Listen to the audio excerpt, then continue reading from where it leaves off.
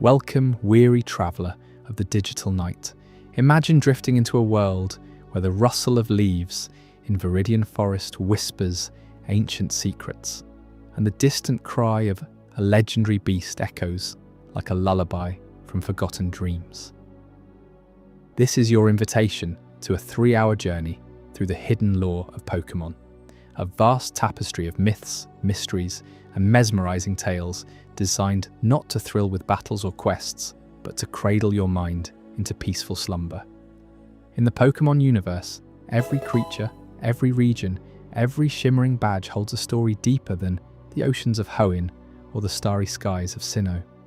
From the primordial chaos that birthed Arceus, the creator itself, to the shadowy origins of ghost types haunting the misty towers of Lavender Town, these legends aren't just games or shows.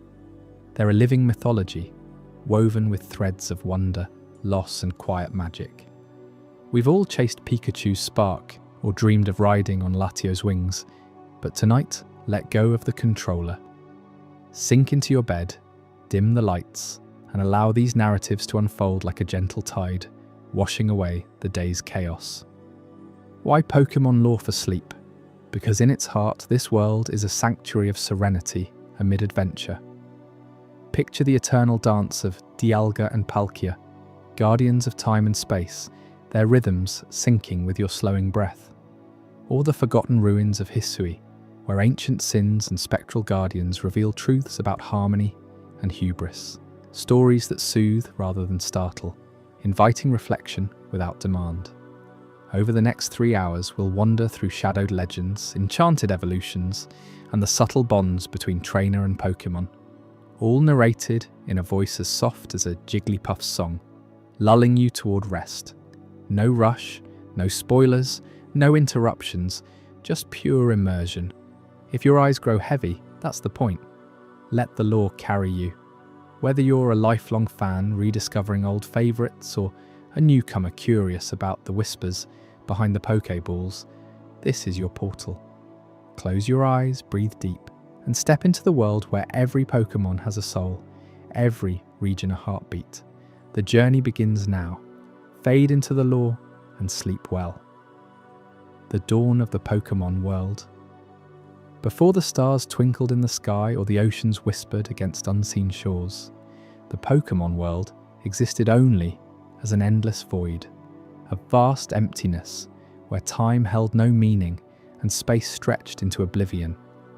But what if I told you that from this absolute nothingness, the very fabric of reality was woven by a single, divine being? Arceus, the original one, burst forth like the first breath of creation itself. You see, in the deepest lore of the Pokémon universe, Arceus didn't just appear, it emerged as the Alpha and Omega, the source of all that would come. Legends passed down through generations of trainers and scholars describe this moment not as a bang or a flash, but as a profound awakening. Picture the void if you can, a canvas of pure potential waiting for a master's touch. Arceus, with its majestic form cloaked in ethereal light, extended 1,000 arms, each one a conduit of infinite power. These arms weren't mere limbs, they were the threads of destiny, reaching out to sculpt the chaos into order. Have you ever wondered how a world so full of wonder and peril could begin so simply? Arceus's arms danced through the emptiness, moulding the first elements. With one sweep, it forged the heavens, scattering seeds of light that would become stars. Another arm dipped into the void, pulling forth the raw essence of Earth, forming continents that would one day cradle forests and mountains. The air itself was born from its will, a gentle breeze carrying the promise of life. And water? Oh, that flowed from Arceus like tears of joy, filling the cracks of the newborn world with rivers and seas that sang of eternity. But creation wasn't without its trials. As Arceus worked, the void resisted, pushing back with shadows of doubt and discord. Yet the original one pressed on, its 1,000 arms weaving a tapestry of balance. Each movement was deliberate, a symphony of power that echoed through the forming universe. You might feel a chill thinking about it. the sheer loneliness of that task, crafting everything alone in the dark. But Arceus's resolve was unbreakable, turning isolation into the foundation of harmony. Now, as the world took shape under Arceus's guidance, the need for guardians arose. The universe, vast and volatile, required overseers to maintain its delicate equilibrium. From the heart of creation, Arceus birthed three legendary beings, each embodying a fundamental force. First came Dialga, the ruler of time. Forged from the temporal essence that Arceus had stabilized, Dialga emerged with a body of gleaming steel, its roars marking the first ticks of the cosmic clock. Time, is the invisible river that carries all things forward: births, battles, evolutions. Dialga ensures it flows steadily, preventing the chaos of moments unraveling or futures collapsing into the past. Then, in a burst of spatial expansion, Palkia took form. This guardian of space, with its pearl-like core pulsing with dimensional energy, stretched the world outward. Mountains rose, skies deepened, and the boundaries between regions solidified. Palkia holds the expanse together, allowing Pokémon to roam vast landscapes and trainers to journey across horizons. Without it, the world might fold in on itself, distances shrinking to nothingness or ballooning into impassable voids. Isn't it fascinating how something so abstract as space becomes a protector in this myth? And finally, from the distortions born of creation's fervour, Giratina appeared, the embodiment of antimatter and the distorted world. Banished to the reverse side of reality, Giratina watches over the shadows, the unseen forces that balance light. Its ghostly wings and draconic fury represent the necessary counterpoint to order, ensuring that creation doesn't stagnate.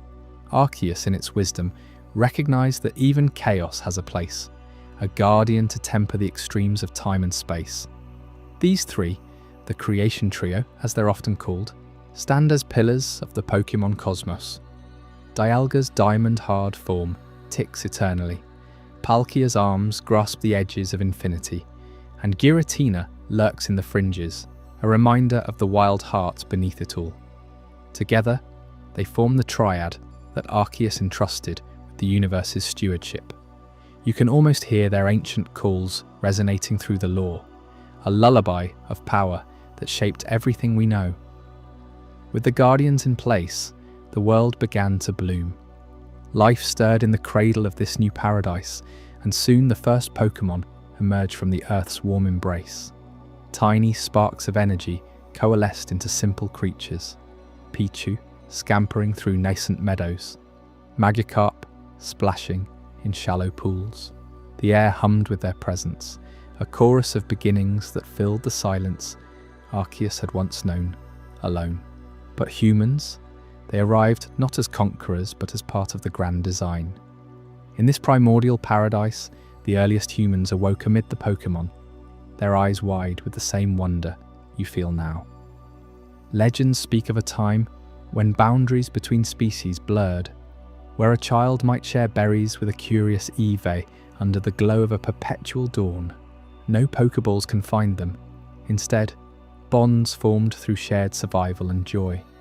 Imagine waking to the song of a Chatot at sunrise, or learning the ways of fire from a Charmander's gentle flame.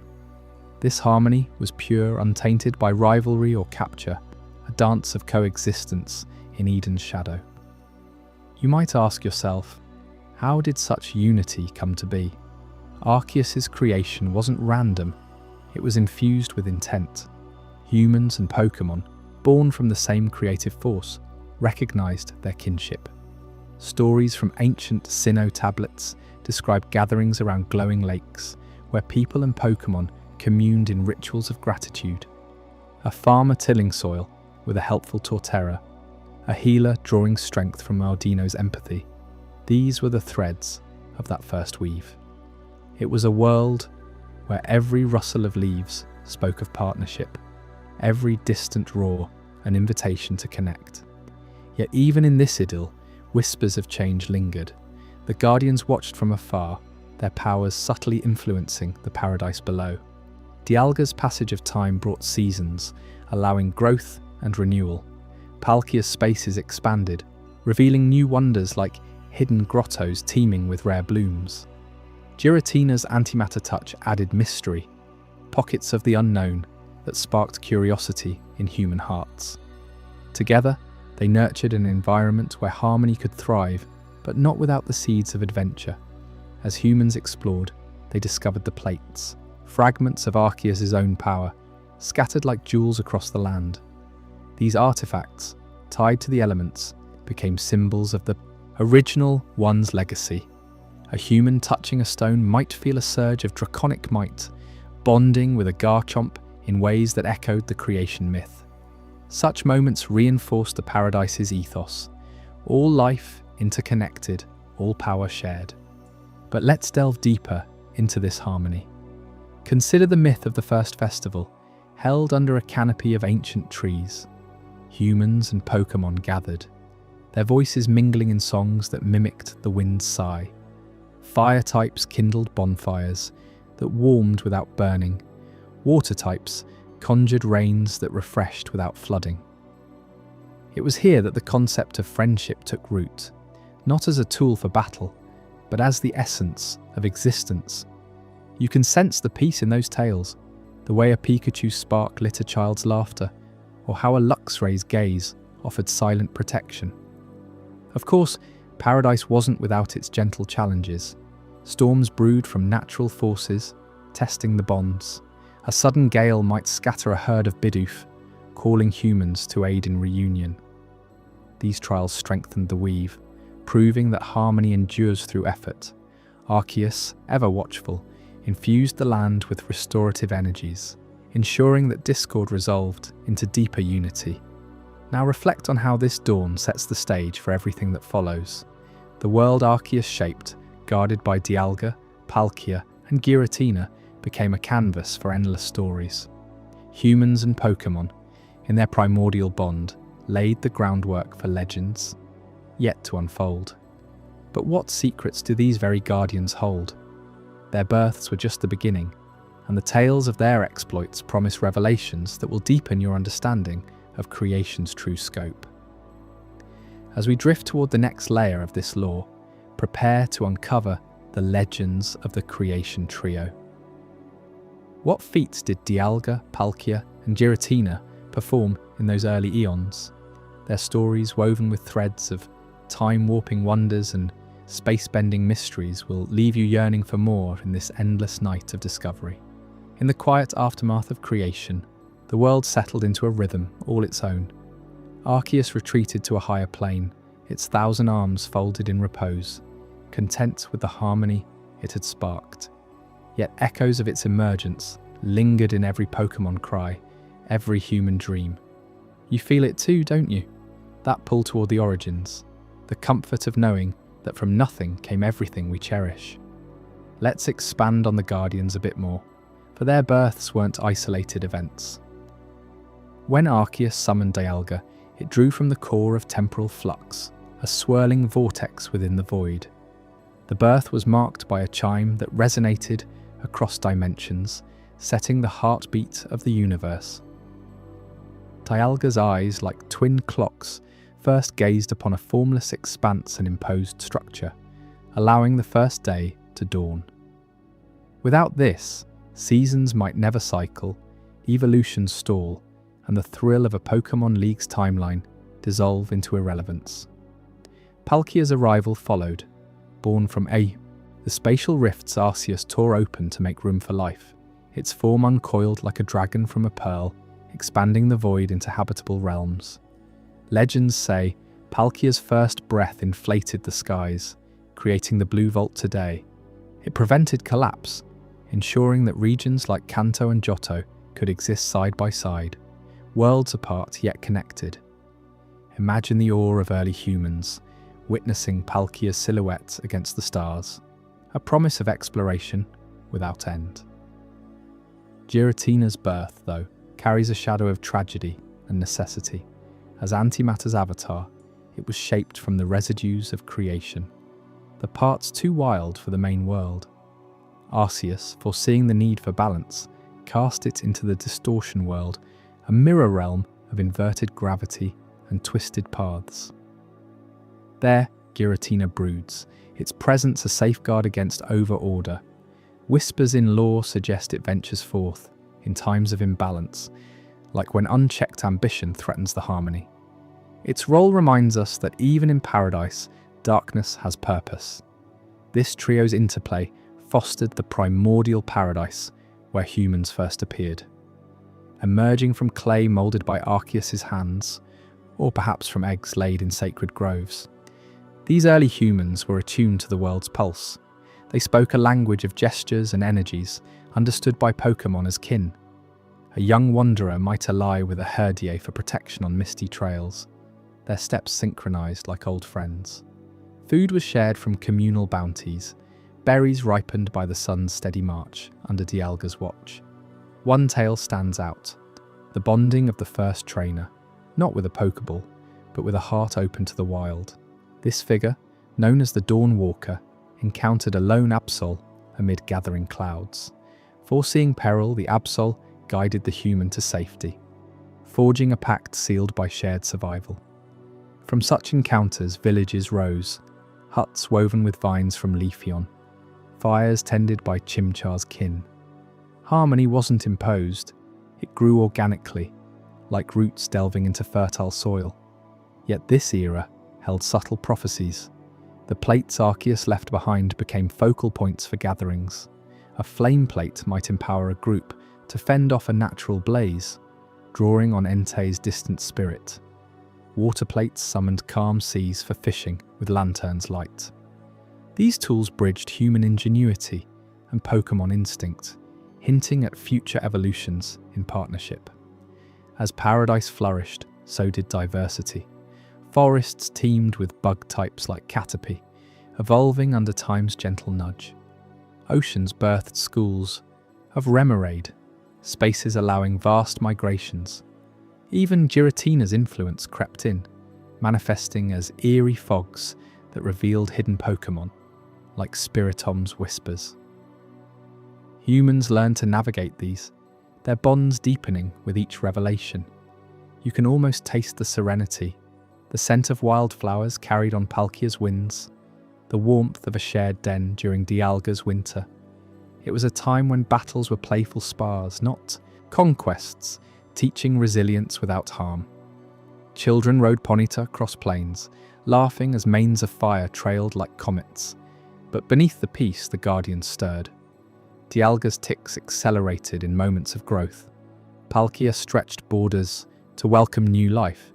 Giratina tempered excesses with subtle warnings. Arceus observed, its presence a distant star guiding the whole. This foundation of harmony set an indelible tone for the Pokémon world. It explains why, even in our modern tales, the pull toward friendship endures, why a trainer's journey echoes those first steps in paradise, and why the lore calls to you now, inviting rest in its embrace. As we linger on these origins, consider the emotional weight. The void's transformation into bounty evokes hope, the idea that from emptiness, beauty arises. Arceus's arms, reaching out, mirror our own desires to create and connect. The Guardian's roles instill a sense of protection, a cosmic safety net for dreamers like you. In stories from Hoenn to Hisui, echoes of this dawn persist. Ruins etched with Arceus's form, murals of the trio's births, these artifacts keep the myth alive. They remind us that the world isn't static, it's a living creation, evolving as we do. Now, as the paradise's light fades into deeper lore, the Guardians beckon. Their legends await, full of epic clashes and hidden truths that will redefine your view of time, space, and the shadows beyond. Dive into the legends of the Creation Trio, where the real saga of these titans unfolds, pulling you further into the night's gentle hold. Legends of the Creation Trio. In the beginning, before the first Pokémon stirred or the stars dotted the sky, 3 legendary beings emerged from the chaos of nothingness, shaping the very fabric of existence itself. These are the creation trio: Dialga, Palkia, and Giratina, the architects of time, space, and the shadowed realms beyond. Their legends form the cornerstone of Pokémon mythology, tales whispered by elders in Sinnoh's ancient temples, reminding us that our world teeters on the edge of order and oblivion. Let's start with Dialga, the temporal Pokémon, whose name alone evokes the relentless march of moments. You know how time feels like an unbreakable chain sometimes, pulling you forward whether you want it or not. Dialga forged that chain from the raw void. Legends say that in the primordial era, when the universe was a swirling soup of unformed energy, time didn't exist as we understand it. Everything happened at once: births, deaths, triumphs, and tragedies, all tangled in an endless now. Chaos reigned, with proto-creatures flickering in and out of being, unable to grow or evolve because there was no sequence, no progression. Can you imagine that? A world where yesterday bleeds into tomorrow without warning, where you might relive your greatest joy only to have it shatter into sorrow in the same breath. Dialga changed all that. Born from Arceus, the original one, Dialga was tasked with imposing structure on the temporal flow. With its massive steel-plated body and eyes that glow like twin hourglasses, it roared forth a primal pulse that sliced through the disorder.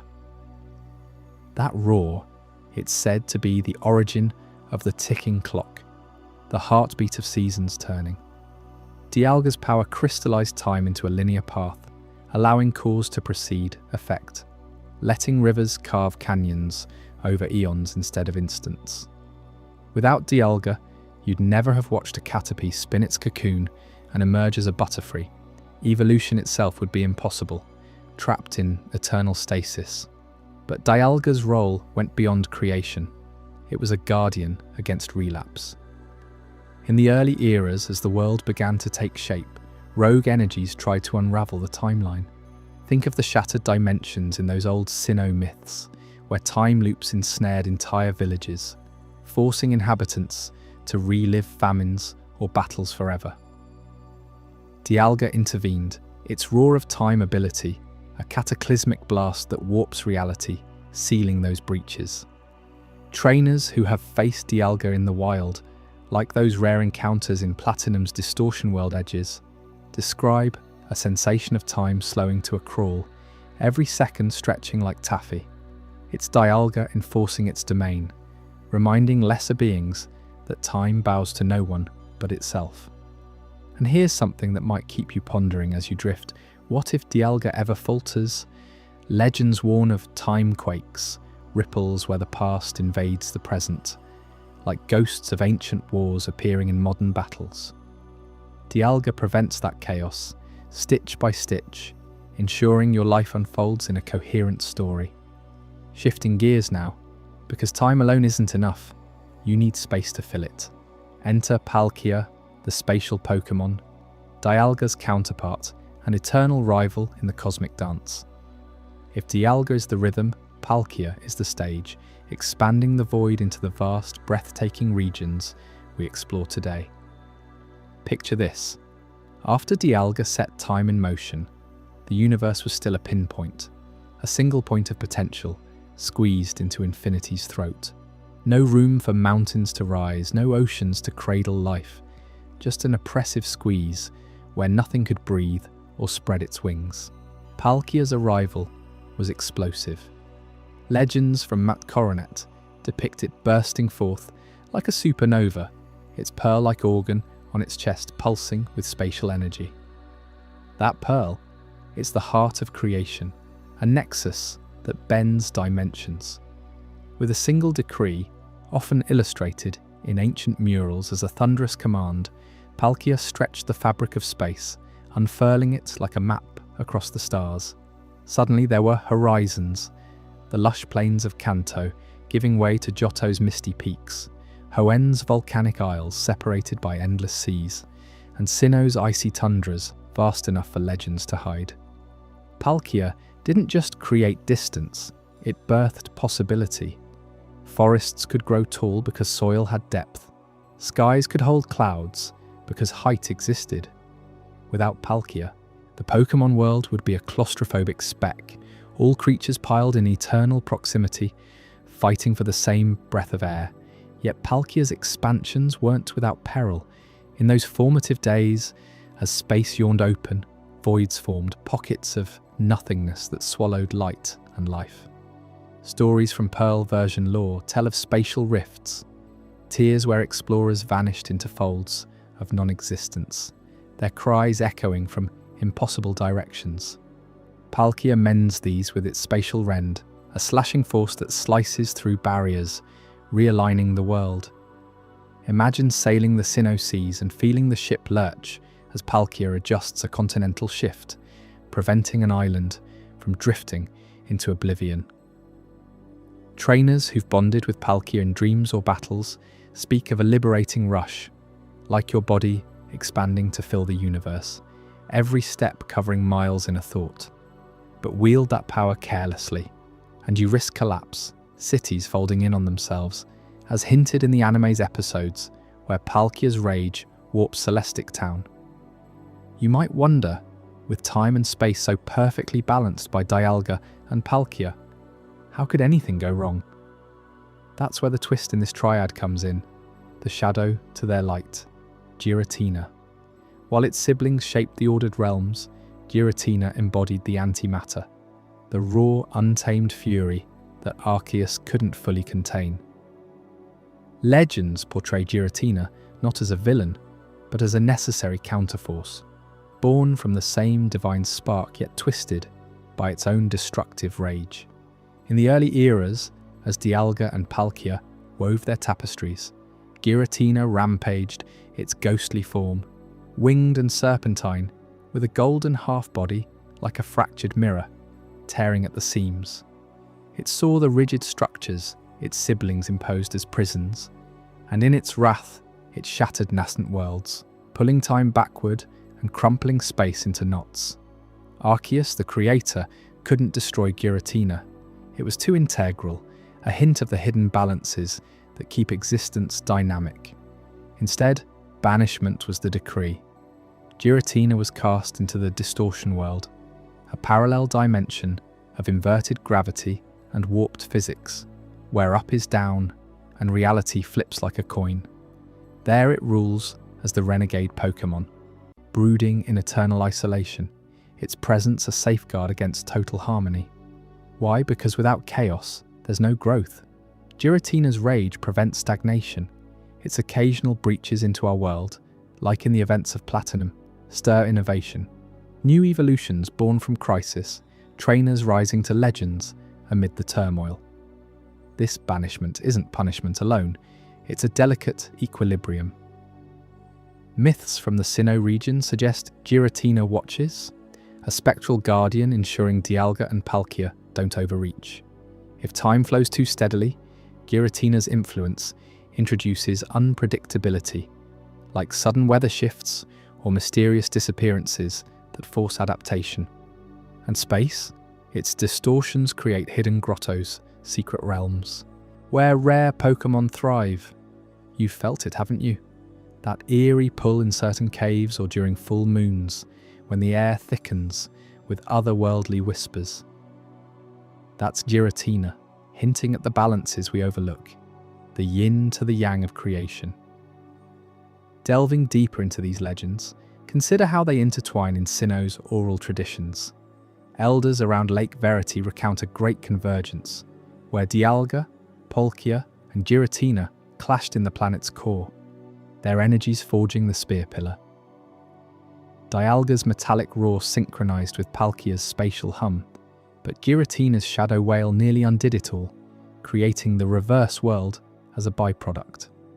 This event, they say, set the template for all Pokémon battles, strategy born of time's patience, spatial maneuvering, and the wildcard of disruption. Take Dialga's influence on daily life. In the annals of time-lost ruins, like the ruins of Alph in Johto, echoes of Sinnoh's myths, artifacts pulse with temporal residue, allowing glimpses of past eras. You could stand there, feeling the weight of centuries, as if Dialga itself approves your curiosity, or Palkia's touch in the expansive wilds. Cross the Sinnoh routes, and you'll sense the deliberate vastness, each path a deliberate gift for journeys that build character. And Giratina?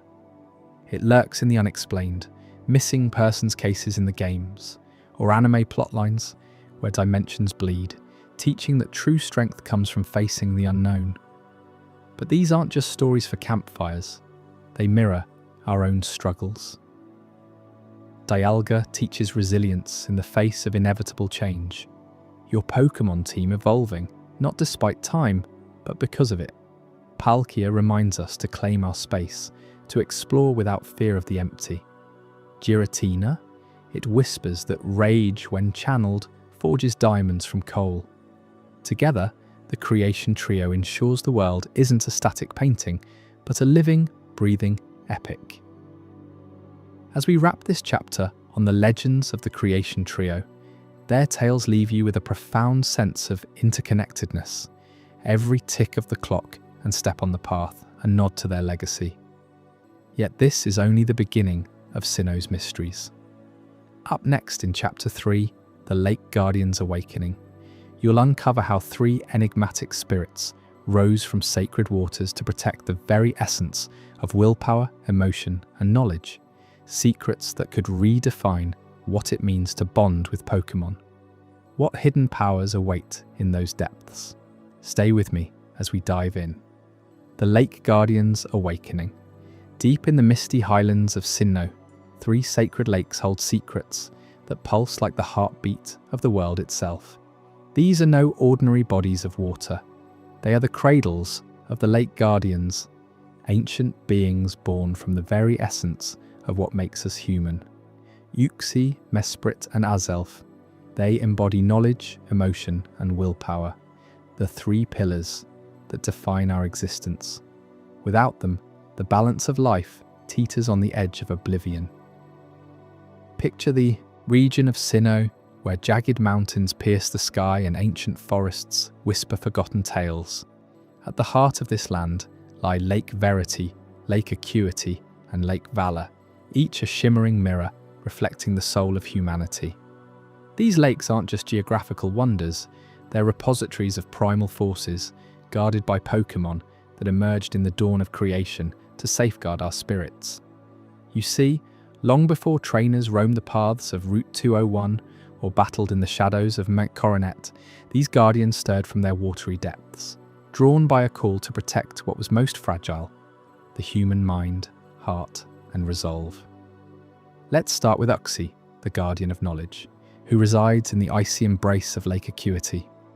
High in the snowy peaks near Snowpoint City, this lake freezes over in winter, its surface a canvas of crystalline silence. Uxie is a small, ethereal Pokémon, its yellow body adorned with red gems that glow like distant stars. But don't let its delicate form fool you.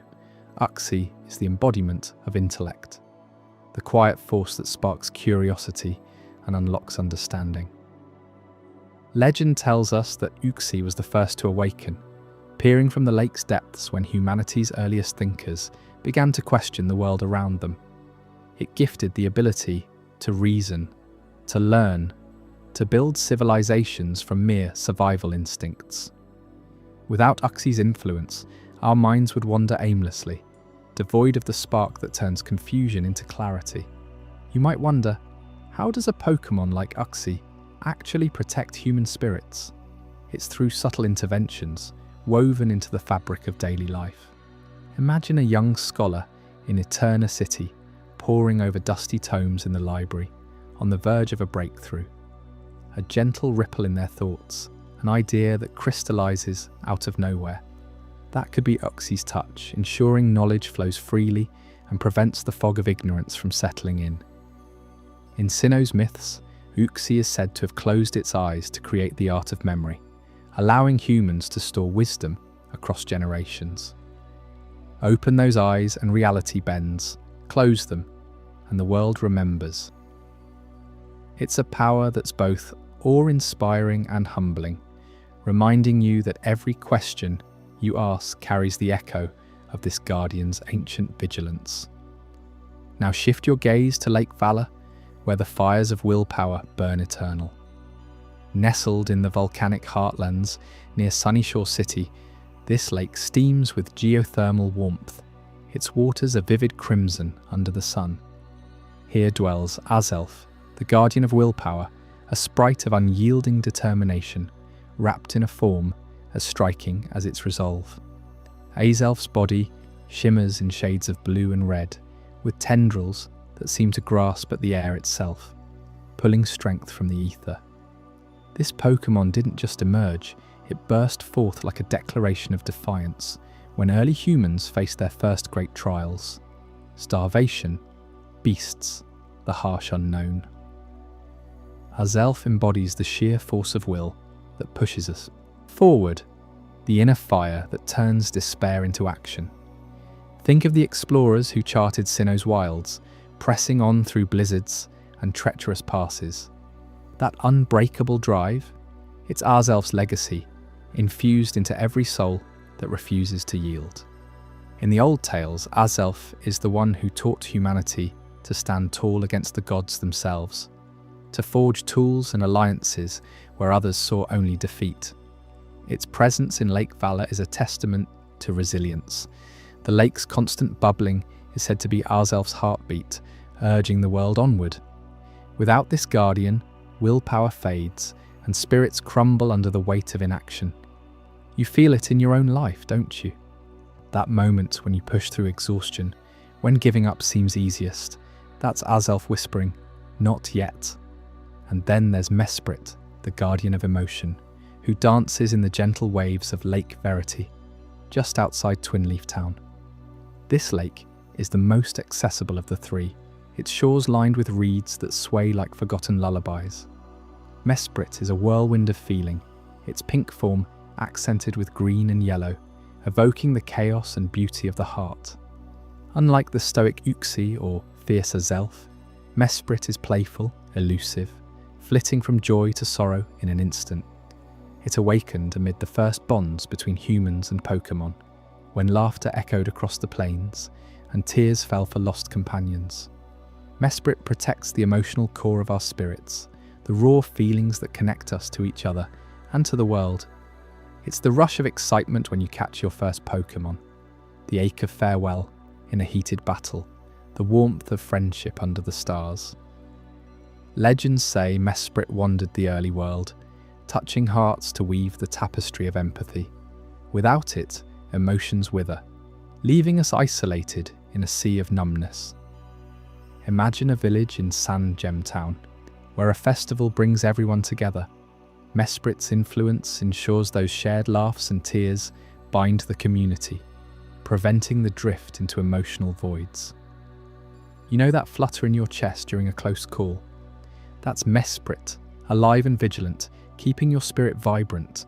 These three guardians didn't arise in isolation.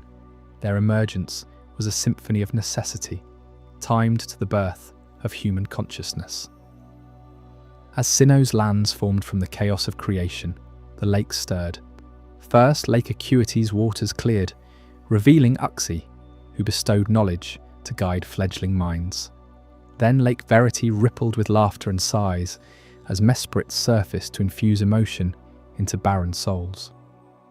Finally, Lake Valor's steam parted for Azelf, igniting willpower to fuel the drive for survival.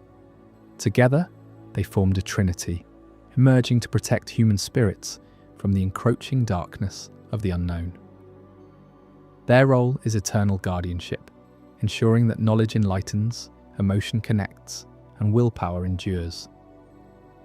In the Pokémon world, they're not distant deities, they're intimate allies, their powers subtly, shaping every trainer's journey. But what if these guardians were ever absent? The myths of Sinnoh delve into that chilling possibility, a revelation that uncovers the fragility of our world. Long ago, in an era before recorded history, a cataclysmic event, perhaps a rift caused by a rampaging legendary, drew the Lake Guardians away from their posts. Uxie vanished into the shadows of intellect's abyss. Mesprit fled into the silence of unfeeling voids, and Azelf retreated to the inertia of defeat. Without them, humanity didn't just struggle, it unraveled. The world became a landscape of mindless wanderers. Picture it, villages emptied as people shuffled through the streets, eyes vacant, actions mechanical. No curiosity drove invention, tools rusted unused. No emotions sparked alliances or rivalries. Bonds dissolved into indifference. No will propelled progress. Ambitions fizzled into endless apathy. Forests overgrew cities, Pokémon roamed unchecked, and the once vibrant regions of Sinnoh echoed with hollow silence. Travellers spoke of hordes drifting like ghosts, their spirits hollowed out, reduced to echoes of existence without purpose. It was a time when the lakes lay still, their waters murky, mirroring the desolation above. You can almost hear the desolation in the ancient songs passed down by the people of Celestic Town. They describe a grey dawn, where children didn't play, elders didn't teach, and warriors laid down their arms. Not in peace, but in surrender, the absence of the guardians revealed their true power.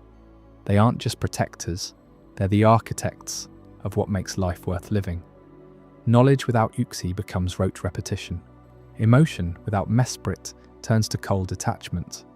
Willpower without Azelf dissolves into stagnation. This dark chapter in Sinnoh's lore serves as a stark warning, a reminder that our spirits hang by the thinnest of threads, sustained by these unseen allies. Eventually, the Guardians returned, sensing the peril through the lake's connected currents. Uxie re-emerged first, its eyes opening to flood mines with rediscovered wisdom. Mesprit followed, stirring hearts with waves of feeling that broke the numbness. Azelf arrived last, its presence igniting a collective resolve that rebuilt what was lost. The wanderers awoke, as if from a long slumber, their spirits restored. From that day forward, the Lake Guardians vowed eternal watch, their forms tied to the lakes like roots to the earth. Shrines dot the shores even now, where locals offer prayers and berries, honouring the trio that saved humanity from itself. Delving deeper into their lore, consider the encounters trainers have with these beings. In the games, reaching the lakes requires trials of the spirit, puzzles for Uxie that test intellect, emotional riddles for Mesprit that probe the heart, and endurance challenges for Azelf that demand unyielding grit. Capturing them isn't about conquest, it's a pact, a recognition of shared guardianship. Trainers who bond with a lake guardian often report profound changes, heightened intuition, deeper connections with their teams, an inner strength that turns losses into lessons. It's as if the Pokémon imparts a fragment of its essence, fortifying the human spirit against modern woes like doubt or disconnection. Take Uxie, for instance. Its ability, levitate, defies gravity, much like how knowledge elevates us above mundane struggles. In battles, Uxie's future sight predicts moves ahead, mirroring the foresight wisdom provides. Mesprit's moveset bursts with emotional flair, copycat to mimic feelings, healing wish to sacrifice for others, echoing the selfless nature of true empathy. Azelf charges forward with explosion if cornered, a testament to willpower's explosive potential. These aren't random traits, they're lore-encoded reminders of their roles. And the lakes themselves, they're alive with magic. Lake Verity's guardian tower hides Mesprit's orb, pulsing with pink light that soothes the soul. Lake Acuity's cavern conceals Uxie's yellow gem, illuminating paths through intellectual fog. Lake Valor's red stone from Azelf fuels flames of determination. Artifacts like these have inspired Sinnoh's culture, from the wise elders of the Pokémon League to the passionate artists of Hearthome City. Even Arceus, the creator, is said to have blessed the trio, weaving them into the creation myth as extensions of divine will. As you let these stories settle in your mind, consider how the Lake Guardian's awakening resonates today. In a world of endless distractions, where knowledge is at our fingertips yet often ignored, emotions can overwhelm or evade us, and willpower wanes under pressure. Their protection feels more vital than ever. They're not relics of myth, they're living forces, ensuring that your spirit remains whole as you navigate life's lakes of challenge. But the tales of Sinnoh don't end with these aquatic sentinels. Up next, we'll uncover the deeper layers of Sinnoh's ancient myths, where gods clash and creations unfold in ways that will leave you questioning the very origins of the Pokémon world. What secrets do these myths hold that even the Guardians might envy? Stay with me as we dive in. Sinnoh's ancient myths. In the heart of the Sinnoh region, where jagged mountains pierce the sky like forgotten spears, lies a myth that binds the very fabric of existence. The original one, known to some as Arceus, didn't just shape the world, it willed it into being from a single, shimmering egg of pure potential. You see, long before the first trainer ever tossed a Pokeball, before the rivers carved their paths through the land, there was only chaos, a swirling void where time and space hadn't yet learned to dance. But Arceus, that boundless entity of creation, emerged from the egg and gazed upon the emptiness. With a single thought, it brought forth the pillars of reality itself, not as a distant fairy tale, but as the foundation under your feet right now, even as you settle in for the night. Arceus first forged Dialga, the master of time, whose every heartbeat echoes through the ages, ticking forward the moments that allow life to unfold. Then came Palkia, guardian of space, stretching the void into vast horizons, folding distances into something traversable, something home. And don't overlook the shadow side, Giratina, cast into the distortion world to balance the chaos that Arceus tamed. These three, born from plates of divine energy, weren't mere beings, they were the architects of the universe's rules.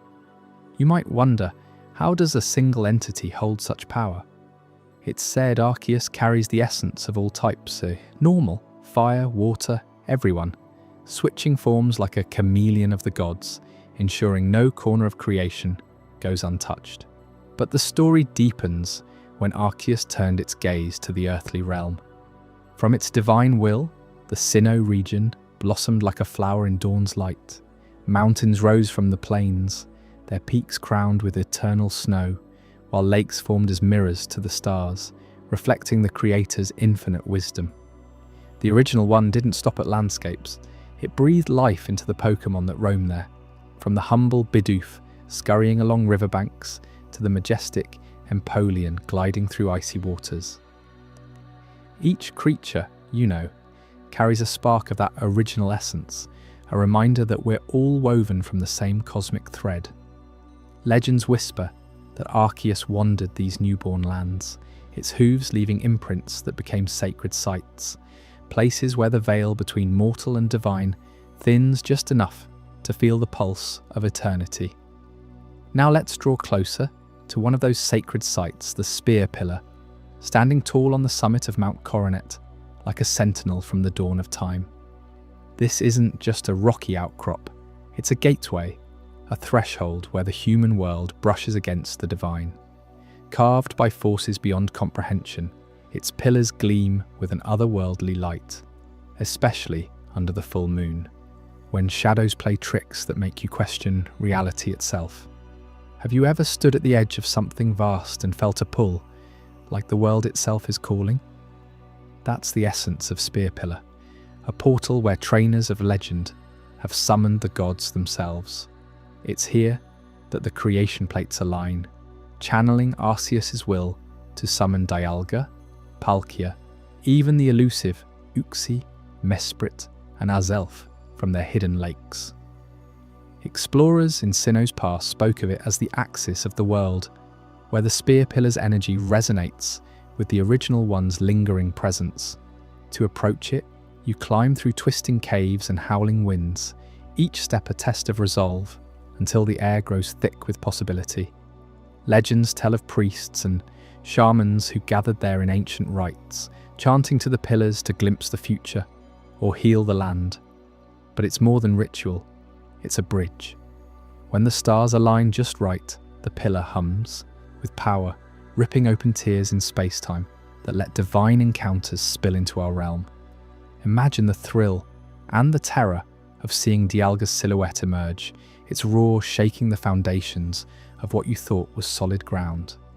You wouldn't just witness it, you'd feel it in your bones, a reminder that the myths aren't stories, they're echoes of truth. Yet for all its majesty, the spear pillar holds shadows in its stones, tales of conflict that tested the bonds Arceus so carefully wove. Enter the twist that reshapes everything you thought you knew about harmony in Sinnoh, a meteor's catastrophic fall, plummeting from the heavens like a tear in the creator's design. This wasn't some random rock from the stars, it was a harbinger, crashing into the earth near the Veilstone ruins and unleashing energies that twisted minds and ignited fury. You see, when that meteor struck, it didn't just scar the land, it awakened dormant rivalries between humans and Pokémon, sparking a war that echoed Arceus' own battles against chaos. The fallout was immediate and devastating. Humans, fearing the unknown power radiating from the impact site, began to view Pokémon not as companions but as threats, wild forces to be subdued or destroyed. Tribes armed with crude spears and fire clashed against herds of Pokémon, driven mad by the meteor's aura. Their instincts warped into aggression. Rivers ran red, forests burned, and the once peaceful lakes boiled with unrest. What sparked it all? Whispers say the meteor carried fragments of the distortion world, shards of Giratina's realm that corrupted the balance. Leaders on both sides sought the spear pillar for answers, believing its gateway could summon aid from the original one. But instead of unity, it fueled division. Humans plotting to chain the legends for their own gain, while Pokémon rampaged in defense of their sacred wilds. In the midst of this turmoil, unlikely alliances formed. A young shaman, guided by visions from the Lake Guardians, ventured to the pillar under cover of night. There, amidst the warring cries, she forged the red chain, a relic born from the meteor's own twisted light, meant to bind the divine trio and restore order. But the war raged on, reshaping Sinnoh's alliances forever. Villages that once traded freely with Pokémon clans now built walls, and ancient pacts shattered like glass underfoot. You can almost hear the echoes, the clash of steel on scales, the desperate calls of trainers trying to recall their partners amid the chaos. This conflict wasn't just about survival, it was a profound reshaping, forcing humans to confront their hubris and Pokémon to reclaim their primal strength. As the dust settled, the spear pillar stood as both witness and healer. Those who survived the war returned to it, offering tributes to Arceus in hopes of mending the rift. The meteor's crater became a forbidden zone, guarded by spirits that still whisper warnings to the unwary. And from this, Crucible emerged a deeper understanding. Creation isn't a one-time act, but an ongoing dance, fragile and fierce. The original one's will, once pure, now carries the scars of that fall, reminding every soul in Sinnoh that harmony demands vigilance. You might pause here and reflect, how many of today's rivalries trace back to that single, fateful descent from the sky? Delving further into these myths, consider the role of the Lake Guardians in the creation saga. Uxie, the being of knowledge, was born when Arceus sought to imbue the world with wisdom, hiding secrets in the waters of Lake Acuity. Mesprit, embodiment of emotion, stirred the feelings that make life worth living, its presence felt in Lake Verity's gentle ripples. Azelf, the rule of willpower, ensured that determination could shape destinies, watching over Lake Valor. Together, they countered the meteor's corruption, their essences flowing to the spear pillar during the war to bolster the defenders. Stories abound of a Pokémon trainer, caught in the fray, who communed with Azelf at the pillar's base, gaining the resolve to end a brutal skirmish between a rampaging Gyarados and human warriors. These encounters weren't isolated, they wove into the fabric of Sinnoh's identity. Pilgrims still journey to the pillar today, not for battle, but for quiet reflection, seeking the original one's guidance in personal trials. One tale speaks of a lost explorer during a storm, guided by Palkia's spatial whispers to the safety of the pillars where the air cleared and stars revealed paths home. Another recounts a healer who, during the war's aftermath, used the pillar's energy to mend wounds that no potion could touch, drawing on Dialga's timeless flow to accelerate recovery. You feel the weight of these stories, don't you? They're not just lore, they're lifelines, pulling you deeper into Sinnoh's soul. But let's not gloss over the darker undercurrents. The meteor's fall didn't just spark war, it unearthed forbidden knowledge. Ancient texts, unearthed from the rubble, describe how the impact weakened the barriers to the distortion world, allowing Giratina's influence to seep through. Warriors on both sides reported visions, nightmarish glimpses of inverted landscapes where gravity rebelled and shadows lived. This led to purges where fearful humans hunted Pokémon, suspected of being touched by the distortion, while packs of Houndoom and Luxray formed guerrilla bands to protect their kin.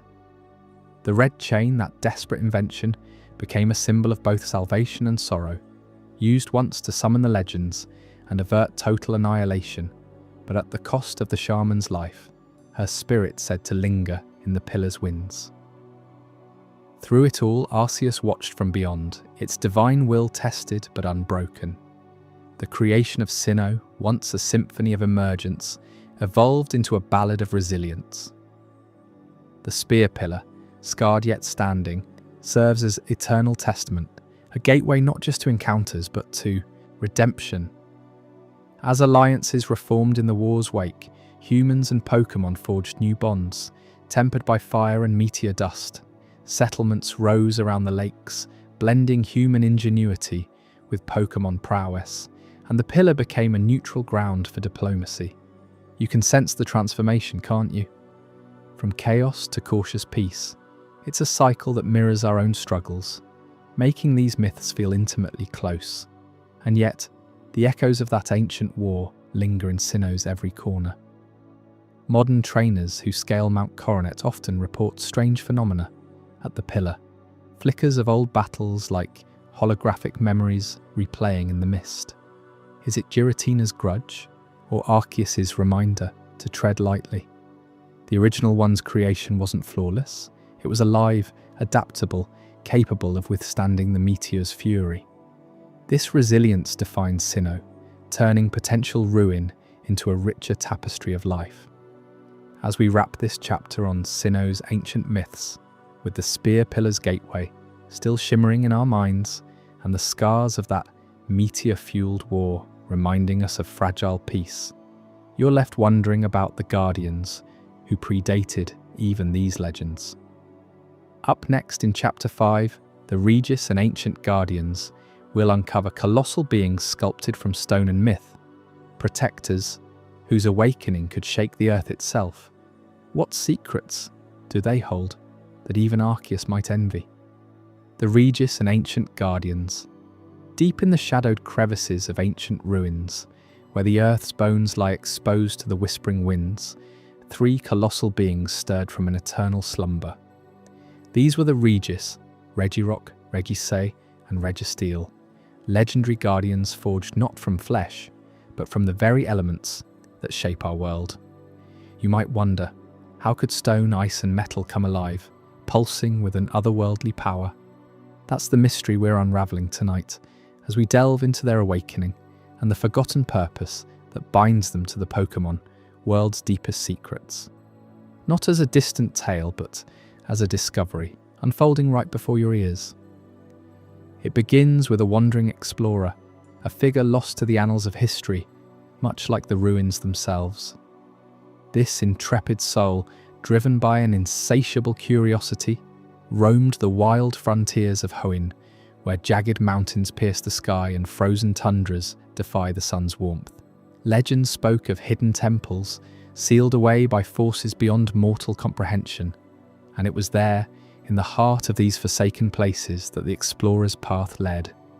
Armed only with a flickering torch and a map etched on weathered parchment, he, or she, for the tales don't specify, ventured into the unknown, chasing echoes of power that had slumbered for millennia.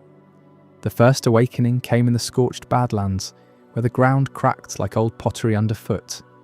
Regirock, the embodiment of unyielding stone, lay dormant within a cavern carved from the mountain's core. Its body, a massive golem of granite and basalt, was etched with glowing runes that pulsed faintly, as if the earth itself breathed through its veins. The explorer, guided by an inscription on the cavern wall, a riddle promising strength to those pure of heart, solved the puzzle that guarded the chamber. With a turn of an ancient key, the seal shattered, and the air filled with the grinding rumble of awakening rock. Regirock rose, its eyes igniting like molten lava, shaking the foundations of the ruin. You can almost feel the tremor through your chest, can't you? That moment when something primordial stirs, reminding us how fragile our world truly is. But why now? Why after eons of silence? The explorer's journals, pieced together from fragmented accounts, reveal a purpose etched into the Guardian's very essence. These Regis weren't born of chaos. They were crafted as sentinels, protectors of sacred ruins that housed knowledge too dangerous for the world to wield unchecked. In an age when civilizations rose and fell like tides, these beings were stationed at the thresholds of power, places where forbidden arts could unravel the fabric of reality. Regirock, with its impenetrable rocky hide, stood watch over geological wonders, ensuring that the Earth's fury remained leashed. It crushed intruders with fists like boulders, not out of malice, but to preserve the balance, to prevent the misuse of seismic forces that could split continents. As the explorer pressed on, the trail led to a glacial fortress, where blizzards howled eternally and the cold seeped into your very soul. Here, Regisi emerged from its icy tomb, a crystalline titan sculpted from the purest frost. Its form shimmered with an ethereal blue glow, limbs of solid ice that never melted, no matter the warmth of the sun. The awakening was subtler than Regirock's. A soft crackle, like frost expanding on a window pane, building to a crescendo as the Guardian unfurled. The explorer, half frozen and whispering prayers to Arceus, activated the mechanism. A series of mirrors reflecting light into the chamber's heart, melting just enough to release the bonds. Regis's eyes opened, twin sapphires piercing the dimness, and the temperature plummeted, as if winter itself had claimed the air. This Guardian's role mirrored its kin's, yet tailored to the frozen wilds.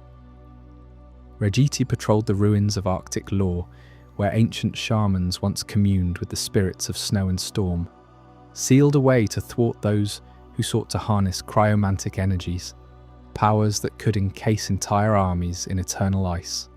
It enforced a vigilant peace. Imagine the folly of a warlord, eyes gleaming with ambition, only to face Regis's barrage of glacial shards. A reminder that some forces demand respect, not domination. The explorer, awestruck, noted how Regis moved with a deliberate grace, its presence a chilling warning. Tamper with the ruins at your peril, for the cold preserves secrets for a reason. The journey culminated in the deepest vaults, where metallic echoes reverberated like the clang of forgotten forges. Registeel, the ironclad behemoth, slumbered in a labyrinth of alloyed walls, its body a seamless fusion of steel and mystery, impervious to blade or flame. The explorer, weary but resolute, deciphered the final enigma, a lock requiring the harmony of stone, ice, and now metal. As the mechanism yielded, Registeel stirred with a metallic groan, gears unseen whirring to life within its core. It stood tall, a towering sentinel whose surface reflected the explorer's trembling form, eyes blazing with an inner fire that no rust could touch. Registeel's duty was the most arcane of all, guardian of alchemical ruins, where the secrets of transmutation and unbreakable alloys lay buried. In times past, these sites birthed wonders, swords that never dulled, shields that defied siege engines. but also perils, like weapons of mass destruction forged in hubris.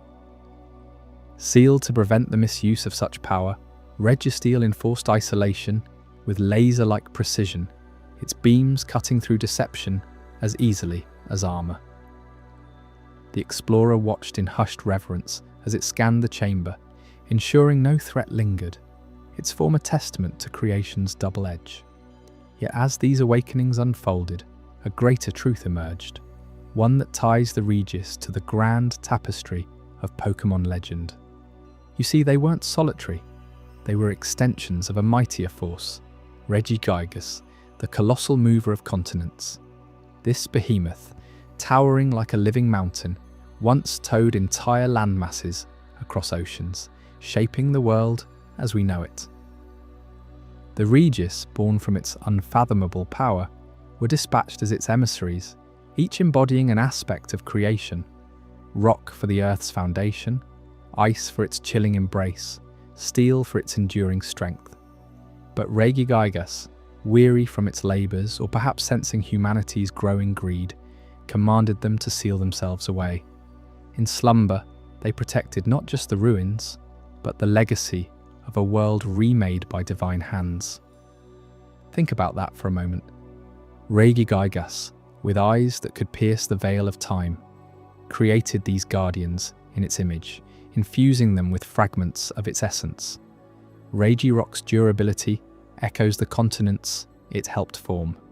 Regis's freeze mirrors the ice ages it ushered. Registeel's resilience speaks to the unyielding core of the planet. The explorer, piecing together murals in the ruins, faded depictions of a giant hauling islands like toys, realized the connection. It wasn't mere creation, it was kinship. The Regis, awakened briefly, seemed to sense their progenitor's distant call, their movements synchronized as if awaiting a reunion. But the seals reformed, the explorer compelled to restore the balance, leaving whispers of what might come if Regigigas ever stirred again. This tale of awakening isn't just history, it's a cautionary echo. In the Pokémon world, power like the Regis tempts the bold and the foolish alike.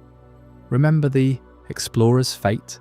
Legends say they vanished into the ruins, perhaps becoming one with the guardians they unleashed, a eternal watchman. And you, listening now, can feel that pull, the allure of forbidden knowledge, the thrill of unearthing what should stay buried. But it raises questions that linger like mist. What if the seals weaken? Could the Regis rise to defend against a new threat, or would they judge us unworthy? Delving deeper, consider the law's nuances. Regirock, often depicted in Hoenn's myths as the rock titan, wasn't just a brute, it embodied resilience. Ancient texts describe battles where it withstood volcanic eruptions, holding back lava flows to save nearby tribes. Its awakening in the explorer's time might have been a test, a momentary glimpse to remind mortals of humility. Similarly, Regis's icy domain hid libraries of frozen scrolls, preserving knowledge of lost civilizations. The explorer's light play to free it, a nod to how light and shadow govern all things, even in the cold. Registeel, the enigma among them, draws from tales of meteor-forged metals, hinting at extraterrestrial origins. Some scholars whisper that its steel came from the stars, fallen during Regigigas' continental drifts. The Guardian's laser attacks, not weapons of war, but tools to purify, melting away corruption in the ruins. The explorer, facing its gaze, reportedly felt a surge of clarity, as if Registeel scanned the soul itself. Tying back to Regigigas, the connection transforms the Regis from isolated legends to a family saga. This titan, sealed in Snowpoint Temple, slumbers with eyes closed by choice, its slow start ability a self-imposed restraint. The Regis, as its children, carry that burden, protectors who must awaken only when the world teeters. Imagine the day they reunite, continents shifting anew, guardians marching in unison. It's a vision that stirs the imagination, blending awe with a touch of dread. But let's not rush past the human element. The the wandering explorer wasn't a hero in the classic sense. They were you or me, driven by wonder. Their journey through Hoenn's wilds, dodging wild Pokémon, deciphering tongues long dead, mirrors our own quests for meaning. Each awakening built tension, the rumble of Regirock, shaking loose doubts, Regis's chill-piercing illusions, Registeel's gleam revealing truths. And in the end, the Seal's reformation, a poignant close emphasizing that some powers are best left dreaming. As we wrap this chapter on the Regis and their ancient vigil, you might find yourself pondering the ruins around us, all those untapped stories waiting in the quiet. But hold that thought, because the lore doesn't end here. Up next, we'll explore Hoenn's primal forces, where the very essence of sea and sky awakens in cataclysmic fury, reshaping destinies in ways that will leave you breathless. What ancient powers lurk in the depths, ready to surge forth? Stay with me, and let's uncover them together. Hoenn's primal forces. In the vast world of Pokémon, few regions pulse with the raw power of creation and destruction like Hoenn. At its heart lie three legendary beings whose clashes could reshape the very planet. Groudon, the land titan, Kyogre, the sea sovereign, and Rayquaza, the sky mediator. You might think these are just mythical creatures from games and stories, but their lore runs deep, tied to the birth of Hoenn itself. Let's dive right into Groudon's domain. This colossal beast, often depicted as a hulking red behemoth with magma-veined skin, embodies the unyielding force of the earth. According to ancient Hoennian texts, Groudon didn't just inhabit the land, it forged it. Picture the early world as a chaotic swirl of primordial soup, where oceans stretched endlessly and no solid ground dared to rise. Groudon emerged from the planet's molten core, its every step cracking open the crust to birth continents. In the Pokémon lore, it's said that Groudon's awakening causes the sun to blaze hotter, drying up seas and expanding land masses with seismic fury. You can almost feel the ground trembling beneath your feet as it stomps forward, raising mountains from flat plains and carving valleys with its tail. But why does this matter to you, drifting through these tales tonight? Because Groudon's power isn't mere destruction, it's the spark of life.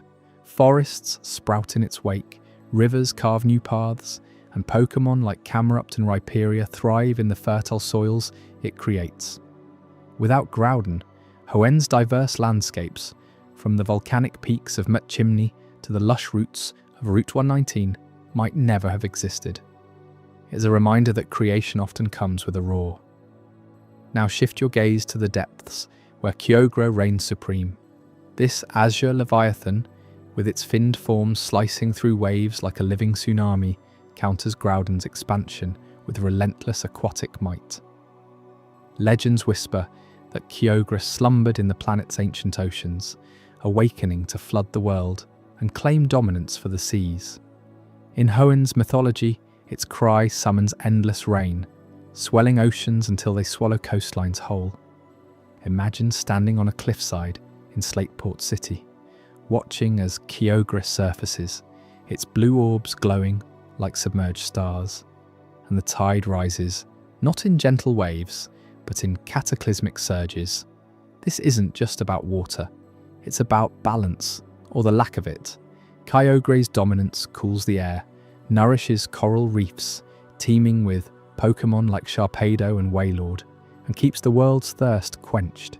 Yet push it too far, and it becomes a harbinger of flood, submerging islands and turning fertile fields into swamps. You see, in the Pokémon universe, Kyogre and Groudon aren't enemies by choice. They're primal opposites, each driven by an instinct to expand their element. Their battles, etched into Hoenn's fossils and cave paintings, have scarred the region for eons. What happens when land and sea collide without restraint? Devastation. But hold that thought. There's a force above that steps in to prevent total chaos. Enter Rayquaza, the emerald dragon of the ozone layer, whose role as mediator keeps these titans in check. Perched high in the skies above Hoenn, often hidden in the towering heights of Sky Pillar, Rayquaza doesn't create or destroy, it balances. Lore describes it as a serpentine guardian, its body coiling through clouds like a living meteor. When Groudon and Kyogre clash, escalating their primal urges into world-ending wars, Rayquaza descends, with Megalo cannon blasts and Draco meteor strikes to force them back into slumber. You can sense the tension in the air during these events. The weather turns erratic, skies darken with storm clouds pierced by solar flares. Rayquaza's mediation isn't gentle, it's a fierce intervention, ensuring neither land nor sea overwhelms the other. Think about the Delta episode in the games, where Rayquaza mega evolves to halt a meteor's fall, mirroring its ancient duty. Without it, Hoenn would be a fractured world, half desert wasteland from Groudon's heat, half endless abyss from Kyogre's floods. Rayquaza teaches us about harmony in the Pokémon realm. It's the sky's watchful eye, a symbol of how even legends need restraint to coexist. But how do these beings awaken in the first place?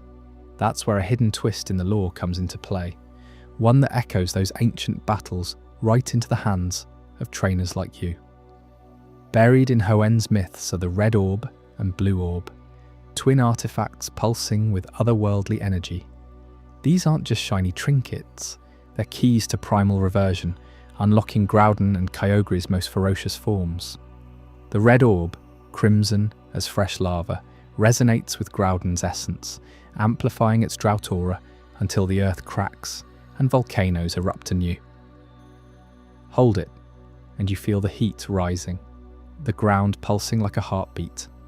The Blue Orb, deep sapphire, bonds with Kyogre, intensifying its primal surge to summon tidal waves that could drown cities. These orbs aren't random relics, they're remnants of the world's first great conflict, forged in the fires of creation itself. Ancient sages in Sootopolis City guarded them, knowing their power could reignite the war between land and sea. Imagine a trainer, perhaps you in some alternate tale stumbling upon one in a hidden cavern. The orb's glow draws you in, whispering promises of ultimate strength, but at what cost? In the games, using them triggers reversion, turning these legends into primal behemoths with enhanced abilities. Groudon's precipice blades slashing through foes, Kyogre's origin pulse flooding the battlefield. Yet this twist reveals the fragility of balance. The orbs echo those cataclysmic clashes, reminding us that power unchecked leads to ruin. Rayquaza, ever vigilant, often intervenes when the orbs are misused, its dragon ascent piercing the turmoil to restore peace. It's a cycle: awakening, conflict, mediation, slumber. And in Hoenn, this cycle defines everything from the region's Pokémon migrations to the very tides that lap at its shores. Let's linger on Groudon's creation a bit more, because its impact ripples through Hoenn's ecosystem in ways you might not expect. Take the Seafloor Cavern, a labyrinthine underwater tunnel said to be Groudon's ancient resting place. When it stirs, earthquakes reshape the cavern's walls, unearthing rare minerals that Pokémon like Aaron devour for evolution. Or consider the Jagged Pass, a rugged trail born from Groudon's footsteps, where fire types like Numel roam freely, basking in the residual heat. These aren't coincidences, they're testaments to Groudon's role as terraformer. You could spend hours exploring Route 111's desert, feeling the sand shift underfoot, knowing it's Groudon's legacy keeping the dunes alive. But flip to Kyogre's side, and the contrast sharpens. The abyssal ruins, submerged off Route 108, hold tablets chronicling Kyogre's floods, structures half buried, preserved by its watery embrace. Pokémon like Relicanth, ancient survivors, thrive in these depths, their scales shimmering like forgotten treasures. Kyogre's dominance ensures the ocean's biodiversity, from the playful schools of Finian in Passifidlog Town to the majestic migrations of Mantine skimming the waves. Yet when these forces imbalance, Hoenn suffers. Remember the events in Omega Ruby and Alpha Sapphire?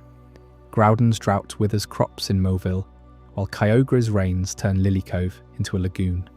It's suspenseful, isn't it? That constant push-pull threatening to tip the scales. Rayquaza's mediation adds layers of intrigue to this eternal struggle. High above, in the troposphere where few Pokémon dare venture, it patrols like a sentinel. Lore from the Pokédex hints at its ability to sense primal energies from afar, descending only when the orb's influence grows too strong. Picture the skies over Evergrande City clearing as Rayquaza coils overhead, its roar scattering storm clouds and silencing seismic rumbles. This isn't just intervention, it's a performance of cosmic order. Trainers who've witnessed it, perhaps in a dreamlike sequence, describe a sense of awe, the air crackling with ozone as Rayquaza enforces truce. But what if the orbs fell into the wrong hands? The twist deepens here. These artifacts aren't merely tools, they're cursed echoes. The red orb drives its bearer toward fiery ambition, mirroring Groudon's rage, while the blue orb drowns reason in tidal emotion. Ancient battles like the one that sank the kingdom of Sotopolis were sparked by such misuse. Heroes rose, allying with Rayquaza to seal the orbs away, but whispers persist of their return. You feel the weight of history, don't you?